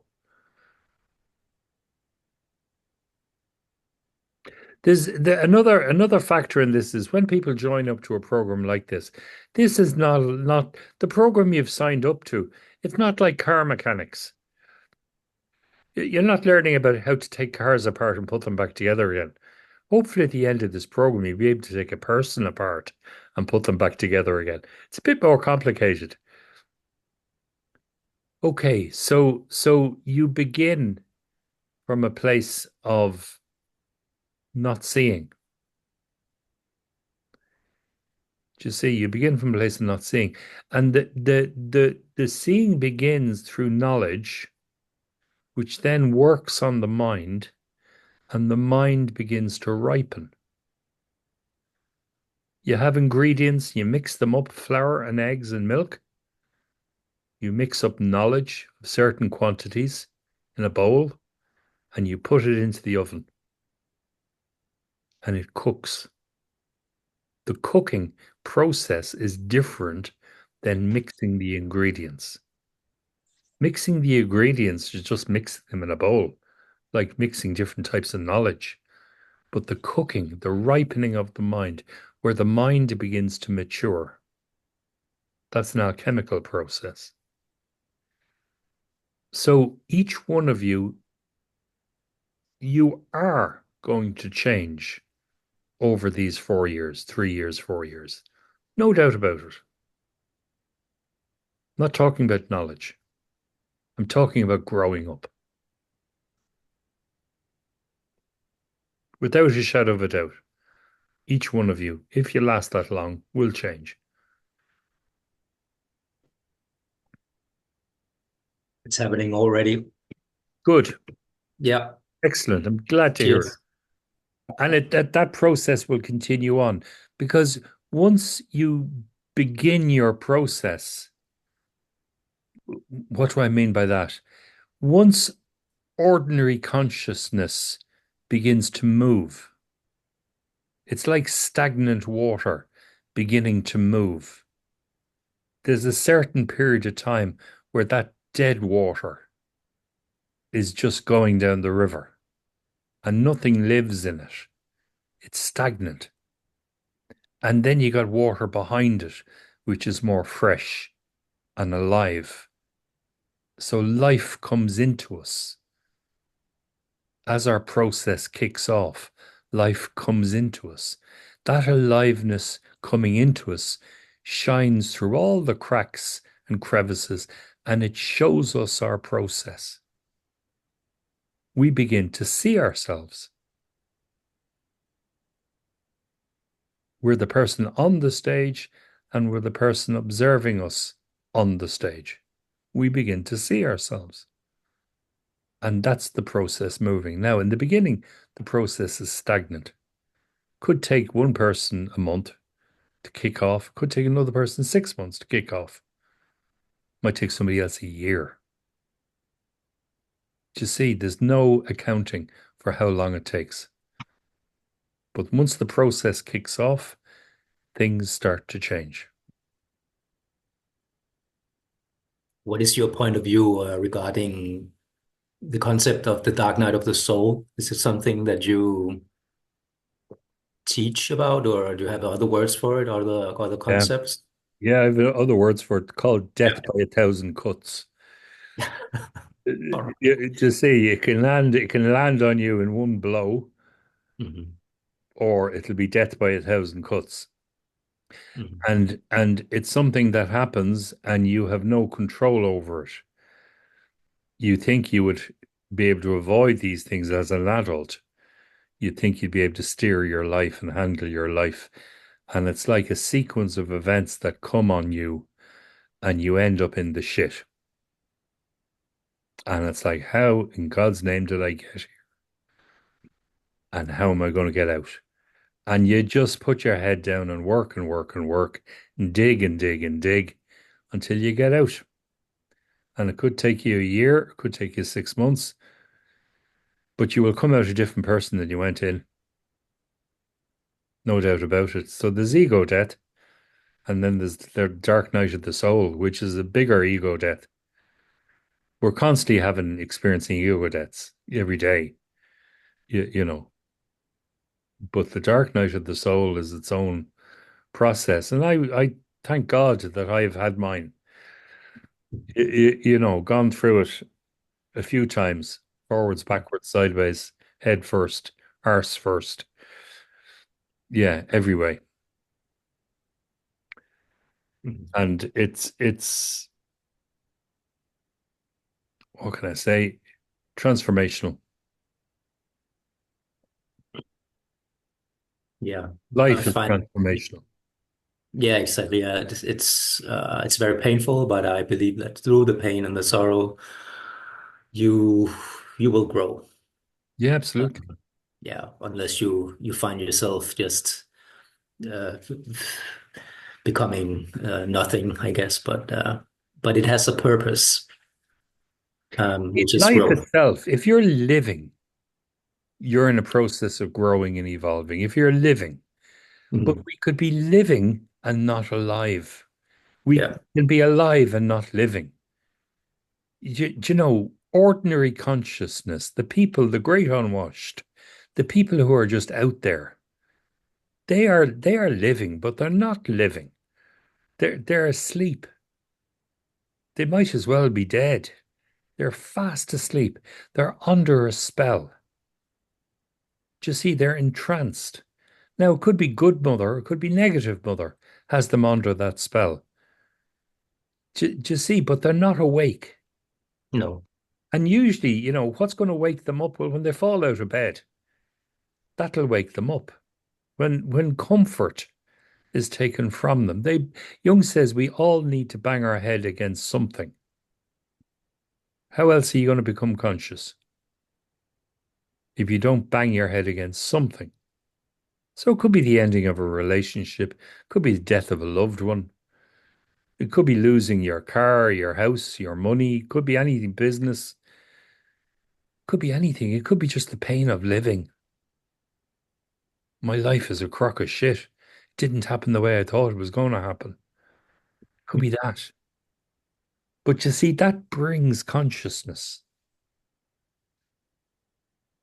which brings gratitude. You can't, we're all looking for a happy space to live. And the happiness of the world is just, it's like sucking a hard-boiled sweet. You're gonna have flavor in your mouth 1 minute, and the next minute you're gonna be looking for another one. It's gone. I want to give me another one of those red ones. Do you know, I like those ones. And it's like feeding an addiction for pleasure. Whereas the joy that comes from meeting the self, the joy that you feel inside of you from a relationship with your own self fills you up. And then it doesn't matter whether there's red ones or yellow ones or green ones in the bag. It makes no difference. Sure, here you have them. I don't want them.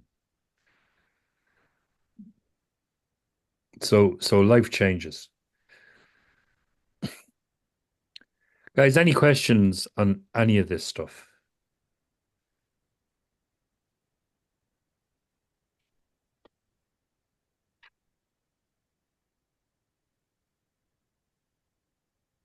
No, good question. I'm trying to put it in a way, talking around it, because creating images, I think, is better. If you want to go off and read Jung's words, then go off and read Jung's words. Do you know what I mean? And certainly do it. They're so enlightening, but it's hard. Mhm. Do you know, like I've covered the entire process in an hour and a half, you could say, by talking around it. Jung probably uses 100,000 words on each subject.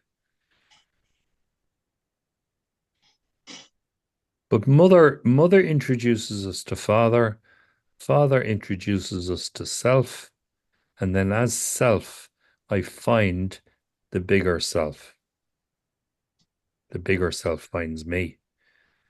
As a self, as an individual self, I discover my true self. Now, mother is the beginning. And mother is the end as well, because without mother, there is nothing. So eros, there's a difference between love in the world and eros. These two words are, you know, people would say, what does eros mean? Oh, eros is love. Well, it is love. But is love in the world love? Or is that desire? So love in the world You could say a mother has love for her family, for her children. Does she? Or is she loving a symbol, an image of order? Is it unconscious love? Or is it conscious love? If it's conscious love, it'll be letting go of them. Is that what mother does when she's loving her children? Does she let go of them? No, you have to. Do you know what I mean? How many mothers do you know that have held on, held on, held on to the point where you start to lose your breath? I can't breathe. Mother's too close. Do you know? And mother's love is too, and mother's love puts us asleep. Like if it's good breast, mother's love will absolutely put us asleep. We'll fall into a regression under the spell of positive mother. Whereas this negative mother's love will poison us and kill us. Just like father's authority. If it's negative father, then his authority will destroy us. Yep. Evan, who's not Evan. Yeah, so Eva, maybe I'm gonna say something that's a little bit controversial. I'll try to say it very as mindful as possible, so I don't step on anyone's toes. It was like in terms of like being a mother, like everyone has their own reason of why they become a mother. I've heard that the reason some people become mothers are because then they have this idea of then I will always have someone in my life and that person will never leave me. And I think if you become a mother because of that, then it's like more like you become a mother because it's like something you do for yourself. So like back to like when we were talking about like, is it love or is it like, what is it, eros? Is it the desire? I don't know. I don't know if how I can say it, but it's just I think everything this has something to do with yourself. Like what is it? Like children are maybe more. Some people see it as like it's a creation, just like I don't know. Like I want, yeah. Everything can teach us. Everything. Yeah. My house Mm-hmm. burning down can teach me. Do you know, and the Yeah. worst disaster in my life can teach me. And the great Mm-hmm. things that happen to me teach me as well. Yeah. Eros in everything, in the worst Mm. and the best. Everything Yeah. that comes to me in the form of life is eros. But I may see it as negative. I may see the house burning down as a very negative thing. Yeah, without that happening, I wouldn't have gone on a journey. Do you know? So Mm. Ashtatara, Ashtatara. You have your hand up. Yeah, hi. You said that Trump is a liar, and you said that a lot of people outside is not awake. And then I would like to know what part of you is speaking. Is it your ego? Is it a shadow? Is it a projection? Or what is it? It would be more interesting for you to look at what part of you is listening. So I could say to you, I'm speaking the truth of what I'm speaking about. I'm speaking descriptions. I'm speaking in images to make the lesson available to everybody in the room. But to hear it and to pinpoint it, like pinning the tail on the donkey, what is that? What is that in you that wants to highlight a judgment in me? Because that judgment is coming from you. Do you see? So there's an encounter with shadow. Now, if I took that on personally, I would say, oh, I don't like you and all of that sort of nonsense. And that's the personal encounter with shadow. But because I'm in the seat of teaching, I want to open it all up and say, well, look at what's happening. Look at the phenomenon of the dyad, you and me together. Look at how one thing triggers another thing, and then suddenly it's out in the open to be looked at. Suddenly it comes into view. Now, Trump, through experience, is a liar. No doubt about it, but then we're all liars. When time comes, we all tell our little fibs and we all forget to tell the full truth. And our consciousness and unconsciousness is operating all at the same time. And people in the collective are fast asleep.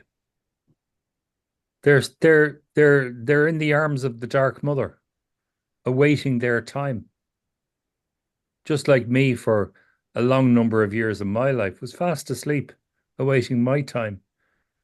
And then the Dark Mother helped me, gave birth to myself in the form of opening my journey and got me to walk on a certain path where I'm no longer as asleep as I used to be. But you see, if you look at these things, if you look at the trigger points in yourself, okay, so judgment, when I hear judgments being made, it triggers me. Well, what in me gets triggered? Is that my father complex? Or is that my mother complex that's triggered? Do you see? So it's going on. What I said in the very beginning is none of us have escaped this. Every single person in the room here has a past and has a position and operates from their position. Everybody. And there's nothing wrong with that. Absolutely nothing wrong with that. But are you aware of it? As a therapist, you will need to become aware of it. Then you can use your position. You see, you can use it as a teaching point, or you can use it as a provocateur. Is that the word? As a provocation. You can be the protagonist in order to help somebody to see something that they're not willing to look at. Do you see? Do you see how it works? Life is life. Get over yourself.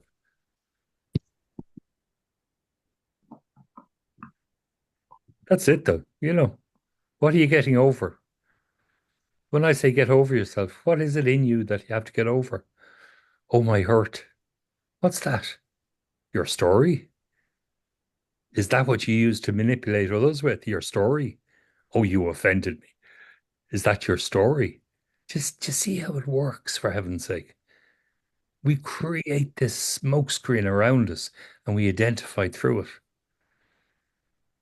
Oh, I'm a wounded self. None of us are wounded and we're all broken in pieces.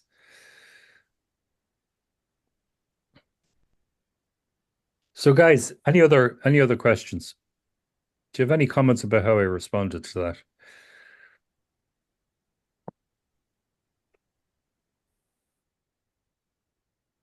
Could you hear the smackdown in it? Could you hear me giving what came across? Do you hear me giving it back? No. Yeah. Yeah. Somebody bites me, I'll bite them back. Yes. Of course I will. Because I want to show you, look how you've bitten me. I want that to be seen. Am I wounded now? Doesn't bother me. You see, it's just a play of positions. That's all it is. Meanwhile, self-awareness has an opportunity. You see, meanwhile, self-awareness has an opportunity to grow.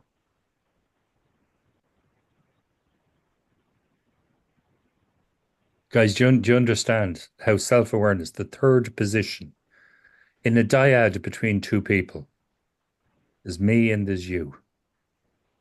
And there's this third position of self-aware.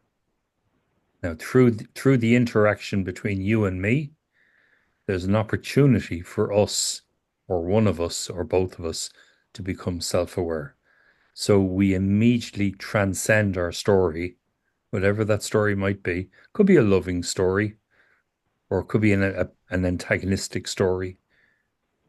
We immediately have the opportunity to transcend our story and step above it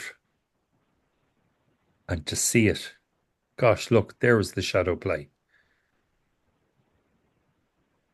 Do you see? And then we have transcended that previous position. We've grown a bit. And then it comes along again and we get caught by the tail and you know what I mean? We get bitten. And we have another opportunity to see it and grow.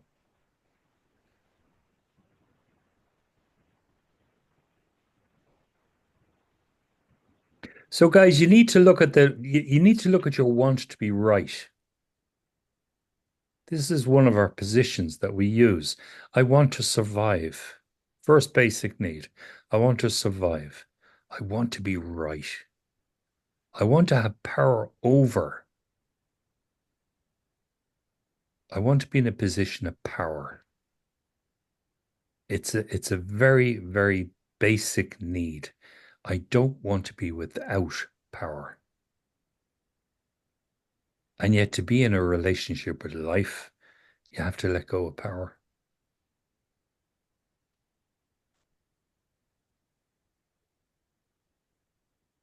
You're not separate from life. Jung said, where a will to power exists, love is lacking. Love is lacking where a will to power exists.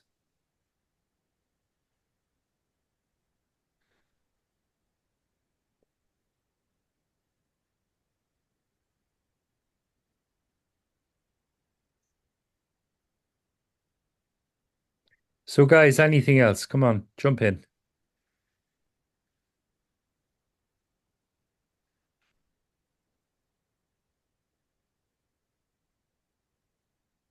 What I hear you say is a lot about not being in control. So not being in control can mean a lot of things. But for me, it's a wake-up call and has a lot to do with how I view myself and who I believe I am and what I think about this whole existence, what life is, what conscience is. And accepting that I'm not in control leads me to freedom. When I finally Yeah. integrate it, accept it, and surrender When to I the fact. finally integrate it. Yeah. In other words, to be not in control, you need to know all about power. Mm. If you want to have no power, you need to know all about power. It's an integration of the opposite. So I am powerful, I am powerless. You need to know your shadow. Yeah. Do you see? And then you can surrender. Doesn't mean you're vulnerable or you're a fool. Surrendering is not a regression. Sometimes we need to fall upwards, not downwards. Mm-hmm. You see, but that surrendering to life is absolutely the opposite from being a fool. It's the most intelligent thing you're ever likely to do with your life is to surrender to life. Yeah. And yet, what am I talking about? Do you know what I mean? What's Yeah. that? I feel it. It's in a beginner's group in first year program. You will always get these sort of quibbles breaking out. People will speak from their truth, and yet they need to be put back into their chair because they need to listen and learn rather than speak out and control. Now, it happens in every single group because that's the way the shadow works. And you got to understand that you are the raw material. You are the basic ore that's been dug up out of the ground. Now, you go through a process of being smashed up into pieces and being ground down and smelted and filtered and refined. and then you get put back into the furnace and roasted up again. Do you see, that's the refining process. And the ego doesn't like it. But it's first year. And then second year, it's a different animal. And third year, it's a different animal again. And it's nearly like the children are growing up, like the 40-year-old children, the 60-year-old children. That's exactly what we are. I feel like an onion. Every time I'm like getting, way, I have a light, I can see. And then I just take it off, look at it, and then something new. Yeah. And when I pull that off, something new again. Mm-hmm. But in between, it's like, maybe sounds a little bit crazy, but sometimes in between, I like fall in love with myself. It's like, whoa, this feels good. Like a short story. Every year for Christmas, my two kids always say, Mom, what do you wish for Christmas? And I have the last 15 years told them that the only thing I wish for is some peace and quiet. Yeah. When we started this class in February, I was like, I couldn't stand when nobody was talking. I was talking a lot. But in the end of the year here, I kind of like being in quiet rooms, like peace. So I don't have like a lot of information. So what do you do with peace and quiet? I Happens. relax. Okay. And Without relaxing without the peace and quiet. The relaxing, it's like I'm concentrating of letting go. I'm immersed in my not being safe. When I get peace and quiet, I can relax. When everything else turns off, I can relax. It's because I'm used to everybody all my life to now have been in chaos. It's because I'm not safe. It's because I don't feel safe. I'm on guard. I don't get it. I'm protecting myself from an unforeseen event that has not yet happened. I'm on guard. I'm on high alert. When everything stops and I get peace and quiet, I can relax. Yeah, that's right. Okay. Yeah. How about, as a thought, I'm going to start relaxing even in the middle of chaos. That's what I'm trying to do. Yeah. I'm learning myself to do it right. My practice is to accept chaos. Yeah. So start accepting chaos. The end of the story was like the wish I always told my children to give me is the gift I have to give to myself. Yep. So when you listen to your voice, your own voice, this is for everybody. When you listen to your own speaking voice, what quality do you not hear in it? What quality have you taken from your voice? Maybe years and years and years ago. What quality do you hear in your kids' voices that gives you great pleasure and great joy? The softness, the kindness, the skinny high tones. They still have it. Yeah. Okay. When did you let go of your innocence? Do you see? I don't know. Wow, there it's back again. You got it back. It never went far away from you. It was just forgotten in the habit. I formed a habit. I live from my habit. You see, whereas if I can see it, if I can see what I'm not allowing in, then I'm one step towards allowing that in. Yeah. If I can hear it in my voice, voice is so direct. We're using our voice all of the time. Okay, if you listen to your voice, question yourself in your voice. How am I using my voice? Am I using it to silence people? Or am I using it to help people? am I using my voice?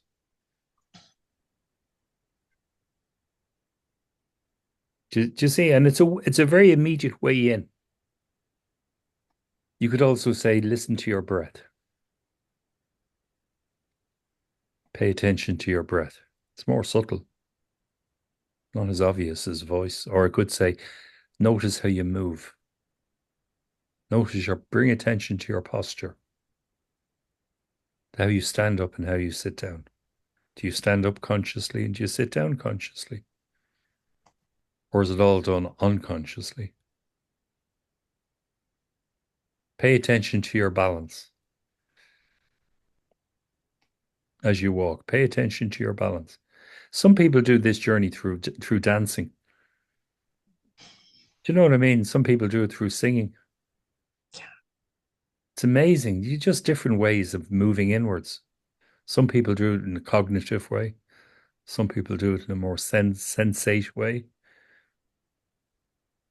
There's a woman over here who used to do a course called Dancing the Rainbow. It's a fantastic program. Dancing in the rain. Dancing the Rainbow, yeah. And each evening she would have an exercise in dancing with ribbons. Yeah. Each part of the course was focused around an exercise, dancing with ribbons. And she would use it to create self-awareness. Use voice to create self-awareness. Use breathing to create self-awareness. Use your position against. Oh, I have a position against. Use that to create self-awareness. And when you get smacked down, when somebody like me smacks you down, recognize that something in you has been smacked down. And what was that? Why did you need to be smacked down? What was that in you that caused that? Do you see? Self-awareness. Doing this 30 years. I know the ground. And I know myself, more importantly. Do you see? So that power, when you feel power in somebody's voice, when you feel that want for power over the want to be right, do you see that? What age is that? Might be 2, might be 1.5, might be 3 years old. And yet here it is in an adult. You see it over, you see it perfectly well in traffic. Do you know, you see a guy driving his Bentley. He could be the chief justice in the country. And because he's been kept up late, he's banging the wheel and having a tantrum. And he could be the chief justice in a flipping country of Denmark. He's having a tantrum. Whoa.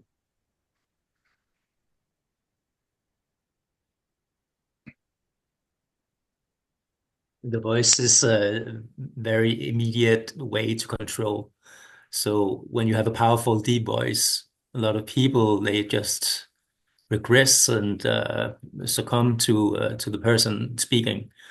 So it's a very well, I guess, very immediate, very powerful way of expressing your position. So it's a very immediate. In working with voice, what I would say to anybody who if I was, doing a workshop on voice, which I have in the past, I would always say to people, bring awareness to the aliveness in your voice. Allow your voice to sing. Mhm. Allow your voice to move up and to be expressive.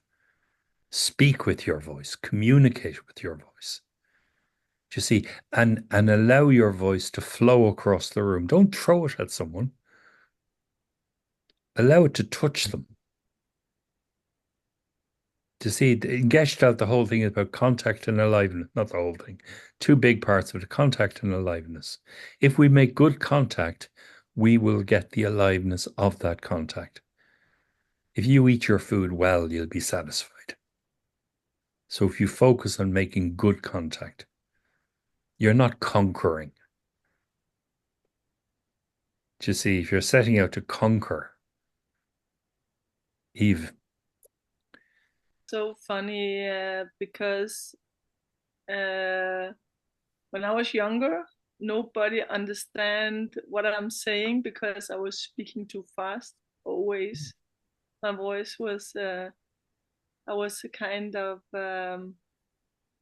afraid that I'm not allowed to speaking out, so I was talking so fast. So Yeah. just What to, was it like for you never being understood? it was like I only have a few minutes to express Mm. in my family. Or everybody wants to talk, so if you want to say something, you have to be fast. Yeah, yeah. So See, families, they live up to the word. That's it. That was the family. That's what happened in your family. yeah. And you were in that family. You grew up in that family. You developed your personality through that family. Your attitudes, your habits are all based on that family. Mm. And yet here you are beginning a new cycle where you have the possibility of changing all of that. Come back to the original person, not who your family would have you be. To see, but it's a journey. It's not an event. It's a journey of events. Need to see that, because something you're unconscious of, and sometimes when people say to you, "Oh, I was speaking and now you are talking over me," and I hate to do that, but it's so normal in my family, and I do it myself sometimes. I'm getting too much energy and want to, yeah, express, and I don't hear somebody else. And, yeah, Yep. so I do it myself. Things that I hate that my family do. Yeah. That's okay. The world hasn't ended. Do you know what I mean? Drama. The world hasn't ended. No need for drama. To see why do we become what is drama? In Gestalt, the Gestalt has grown out of a period of time when um, people would have studied phenomenology, the phenomenon. So this is a phenomenon.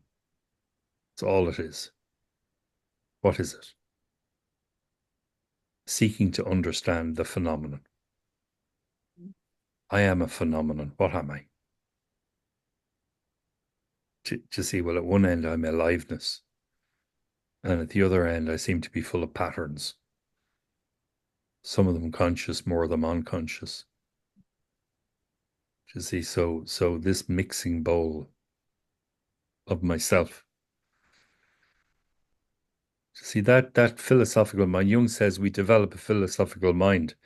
Personality B has to emerge out of personality A. The beginning position is superseded by a second position. You see, the second position is much more ready for the journey.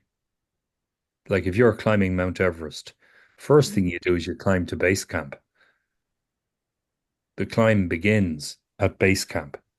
But sure, that's already halfway up the mountain. Do you know? So this personality B is a product of work already done.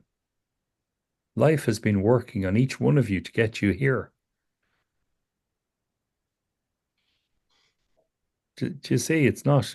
You're not here by mistake.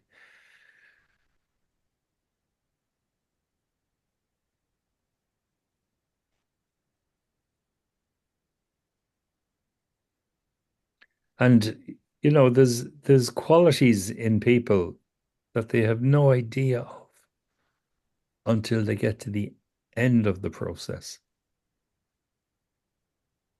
In the beginning, those qualities might be sharp and rough and abrasive. But by the end of the journey, those qualities, same qualities, have been sort of polished and they shine.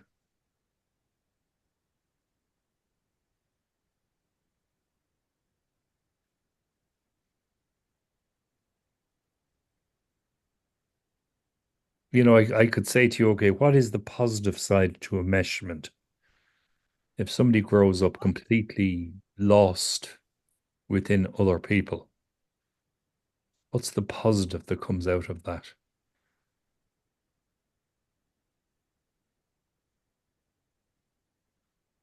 When the person learns to grow and become strong and to form their own boundaries and to hold themselves, tall, strong, and steady, that previous enmeshment, what does it enable? Enables them to have great sensitivity.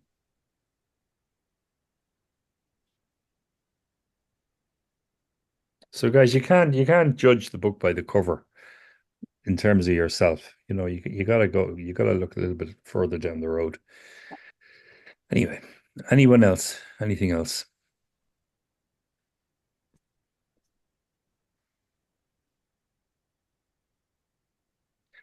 Do you have a sense of Jung? Okay, that's enough for the moment. You can develop that. I would encourage you all to go online and to read and to listen to stuff, on YouTube and to really add to your own experience. And that's how you can develop it. Because there's so much information that you got to find out for yourselves. To hear somebody else speak it is not the same. You got to participate in it.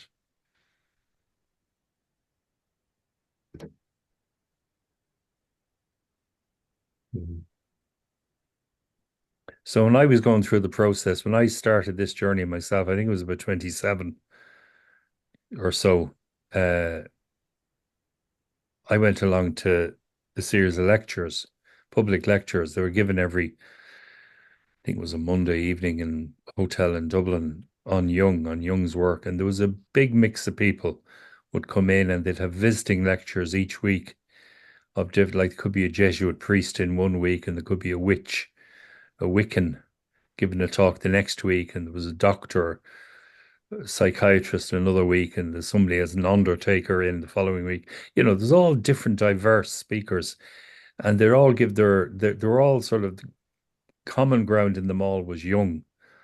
They all would have been well versed in Jung, and they were able to sort of speak about his philosophy as something that's living, not something that's like a book of statistics, like modern day psychology that's presented in colleges. It really is a living philosophy, and it's brought to life through your own knowing. So when I heard it first, it completely made sense of my chaos. I could see it. That's exactly where I'm at. Didn't make it any easier, but at least I recognize, well, I'm not going mad. This is what it is. And I became curious and I dived into it. I attended everything I could attend, basically. I was like the moth to the flame. I wanted to know more and more and more. And, I was sort of well into the journey. Uh, I trained up in Jungian psychotherapy and then went on and did Gestalt after that, psychodynamic work. But there was lots of other things I jumped into and did along the way. And it doesn't matter what methodology you find, whatever methodology works for you, it's all about self-awareness. It's only as strong as your self-awareness is. And if you're a healer, the healing effect that you can offer to someone else is also governed hugely by your own self-awareness.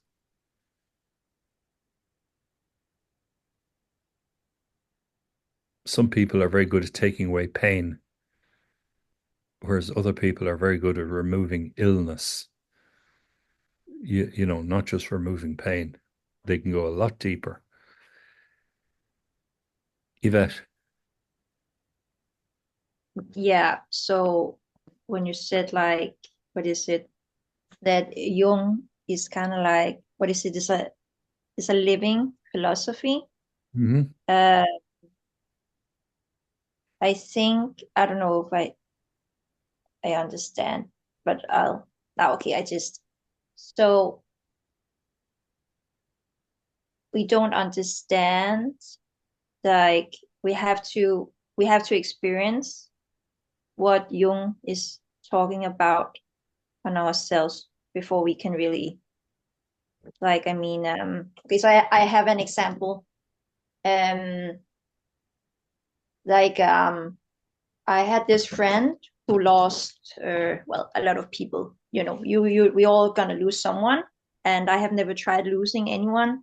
So when a friend told me that she had lost her uncle, like, I could say, like, I'm sorry, like, what is it, my condolences, like, it's a very, like, formal thing. That's just a thing you say.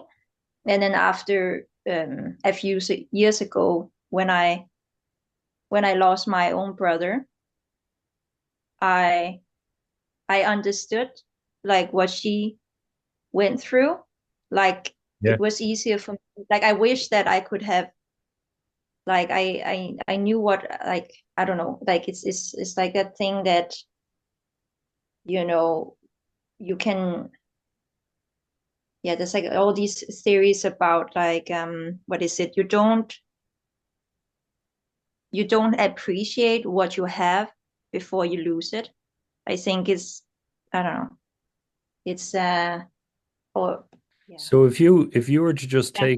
take a breath and Mm-hmm. just crystallize your thought, because you know exactly, you have a lot of information inside of you. You're speaking from your own Mm-hmm. experiences. You know what Mm-hmm. you're talking about. But it's like to be able Yeah. to hold it out in front of you and crystallize it. Yeah. I know what exactly is it I want to say. Now, Mm-hmm. you could approach that as an exercise in breathing. It's like take control of your breathing. So by Mm-hmm. breathing in out and having one conscious breath, you can stop your mind and just create stillness in your mind. See what is it? What's important in what I want to say? What's the important thing in what I want to say? What would you say in doing that? I think that, for it maybe sounds silly, but you cannot learn about life. You have to experience it Yeah. in order for you to understand it. Just like when you tell a No, child, like, what's silly about that? something. Let's not say that. I don't know, maybe silly because it's like it's so simple, but like it makes sense to me. Like, or when you tell a child, like, don't put the hands on, like, the stove, because the mom will say it's hot, but the child would do it anyway. And then once the child put the hands on the stove, then, oh, okay, now I understand what my mother meant, but I don't believe her because I have to experience So, it. so again, if I was working Yeah. with you in the process, I might Yeah. say, okay, I want you to say exactly the same thing using half the amount of words. Now, what do you need to do first? If I said to you, the challenge is to say exactly the same thing using half the amount of words, what's the very Mm. first thing you would have to do? You're doing it right now. Do you see? Breathing, or You feel it in my breathe body. and you would engage with your mind. Mm. You would become present with your mind, with your breath, all in one space, one moment here. Mm. Okay. That is a useful exercise. See, people pull their chairs to the table with whatever they have. Do you know what I mean? We all bring our own uniqueness to the table. And to work with people, this is why I like psychodynamic work, because you work with people with what they present. Everybody is different. So with Yes. you, that's what I would say to you. Somebody else, it would be something else. Mm. It's kind of like we have we know the answers like ourselves, but it's just we need to like what is someone who can refer it back to us. Like if I say a word and then you say, okay, you mentioned that. What do you mean by that? And then I know it comes from myself. Hmm. Like I already said it. With the Yes. Jungian approach, psychoanalytical work, analytical psychology, it works by constellating archetypes. So it's a very specific type of process. Now you can use Jung's work as I do as a map and as a philosophical guide. We're not practicing analytical psychology when we do that. We're using his material as a guide in order to better understand ourselves. His was about an approach to the sacred within himself. Well, that's exactly what we're doing. We're trying to approach the sacred within ourselves. So everything that he discovered is relevant, but we're not going to go on and become analysts or, use his method, which is constellating an archetypal field. It's a different type of work. As humanistic psychotherapists or humanistic therapists, you're working more at an emotional level. You're working more with the person who steps into the room with you. There's you and the person in the room. And it's like, each person brings a different dynamic and brings a different dynamic on a different day. And it's a huge amount of the work is educational. A huge amount of therapy work is educational.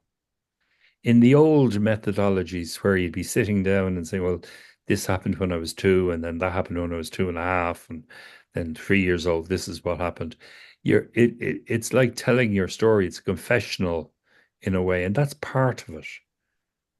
But the real focus in the beginning has to be on education. So you develop a mind that's capable of seeing yourself. So you need a certain amount of knowledge to do that. Certain amount. You don't need huge amount of knowledge, but you need a certain amount of knowledge.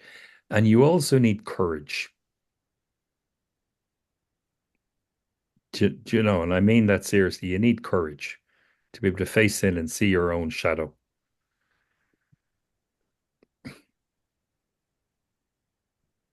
Okay. Thank you. So when you spoke there this time and the last time, you began with an apology. You don't need to Yes. apologize. Just notice your apology. Okay, guys, anyone else? We're nearly there.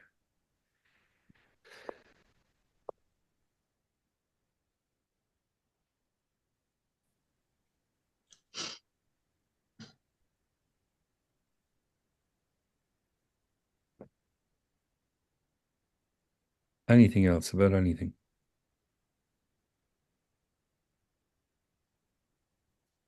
Can you tell us the meaning of life? Yeah, be happy. Be happy. Yeah, exactly. Yeah. Great answer. Humanistic psychotherapy, the outcome of therapy, if there's such a thing, the purpose of therapy in humanistic psychotherapy is to be the best version of yourself that you can be and to be happy. Not about fixing anything. You fix nothing because nothing is broken. Plenty of stuff missing in terms of awareness, but there ain't anything broken. My life is not broken. All we're really guilty of is an incomplete understanding. I didn't understand. I did these things and I didn't understand. See, that's all we're ever really guilty of. And yet we get shamed and crucified so many ways.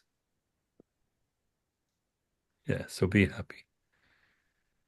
I was reading a thing, Thich Nhat Hanh spoke these words. I saw it on the internet yesterday. Some of you may have seen it. he came out of his monastery in Vietnam or wherever he was coming from, his early years, and he was coming to a European monastery. And they were all eager to meet him, of course. And he arrived in, and as the new master, they said, well, listen, give us a practice, whatever. Tell us what we're doing wrong. And they were all expecting a big, deep practice, really difficult. Well, once you so many protestations and pray for hours and, mantras and all this. And he says, yeah, okay, there's two things I'd talk about. He said, the first thing is you're all getting up too early.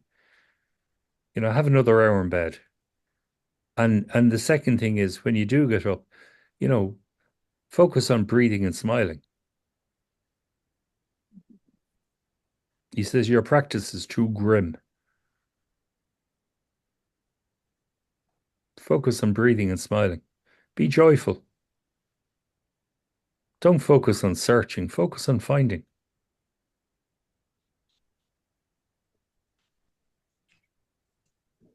You'll be searching all your life. Remain empty.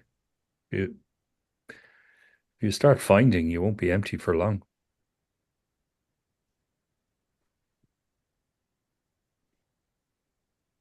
Or here's a bit of joy. Here's another bit of joy.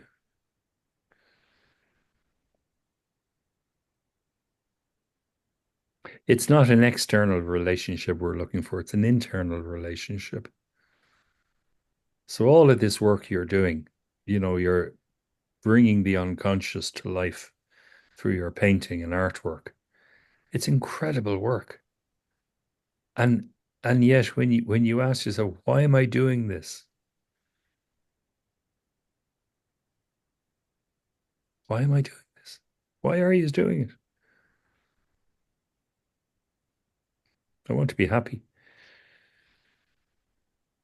Or I want to be successful. No, I want to be happy.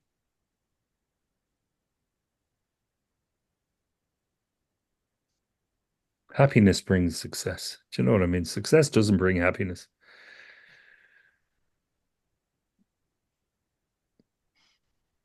So guys, are we done? We're just about there. Any more comments? Come on.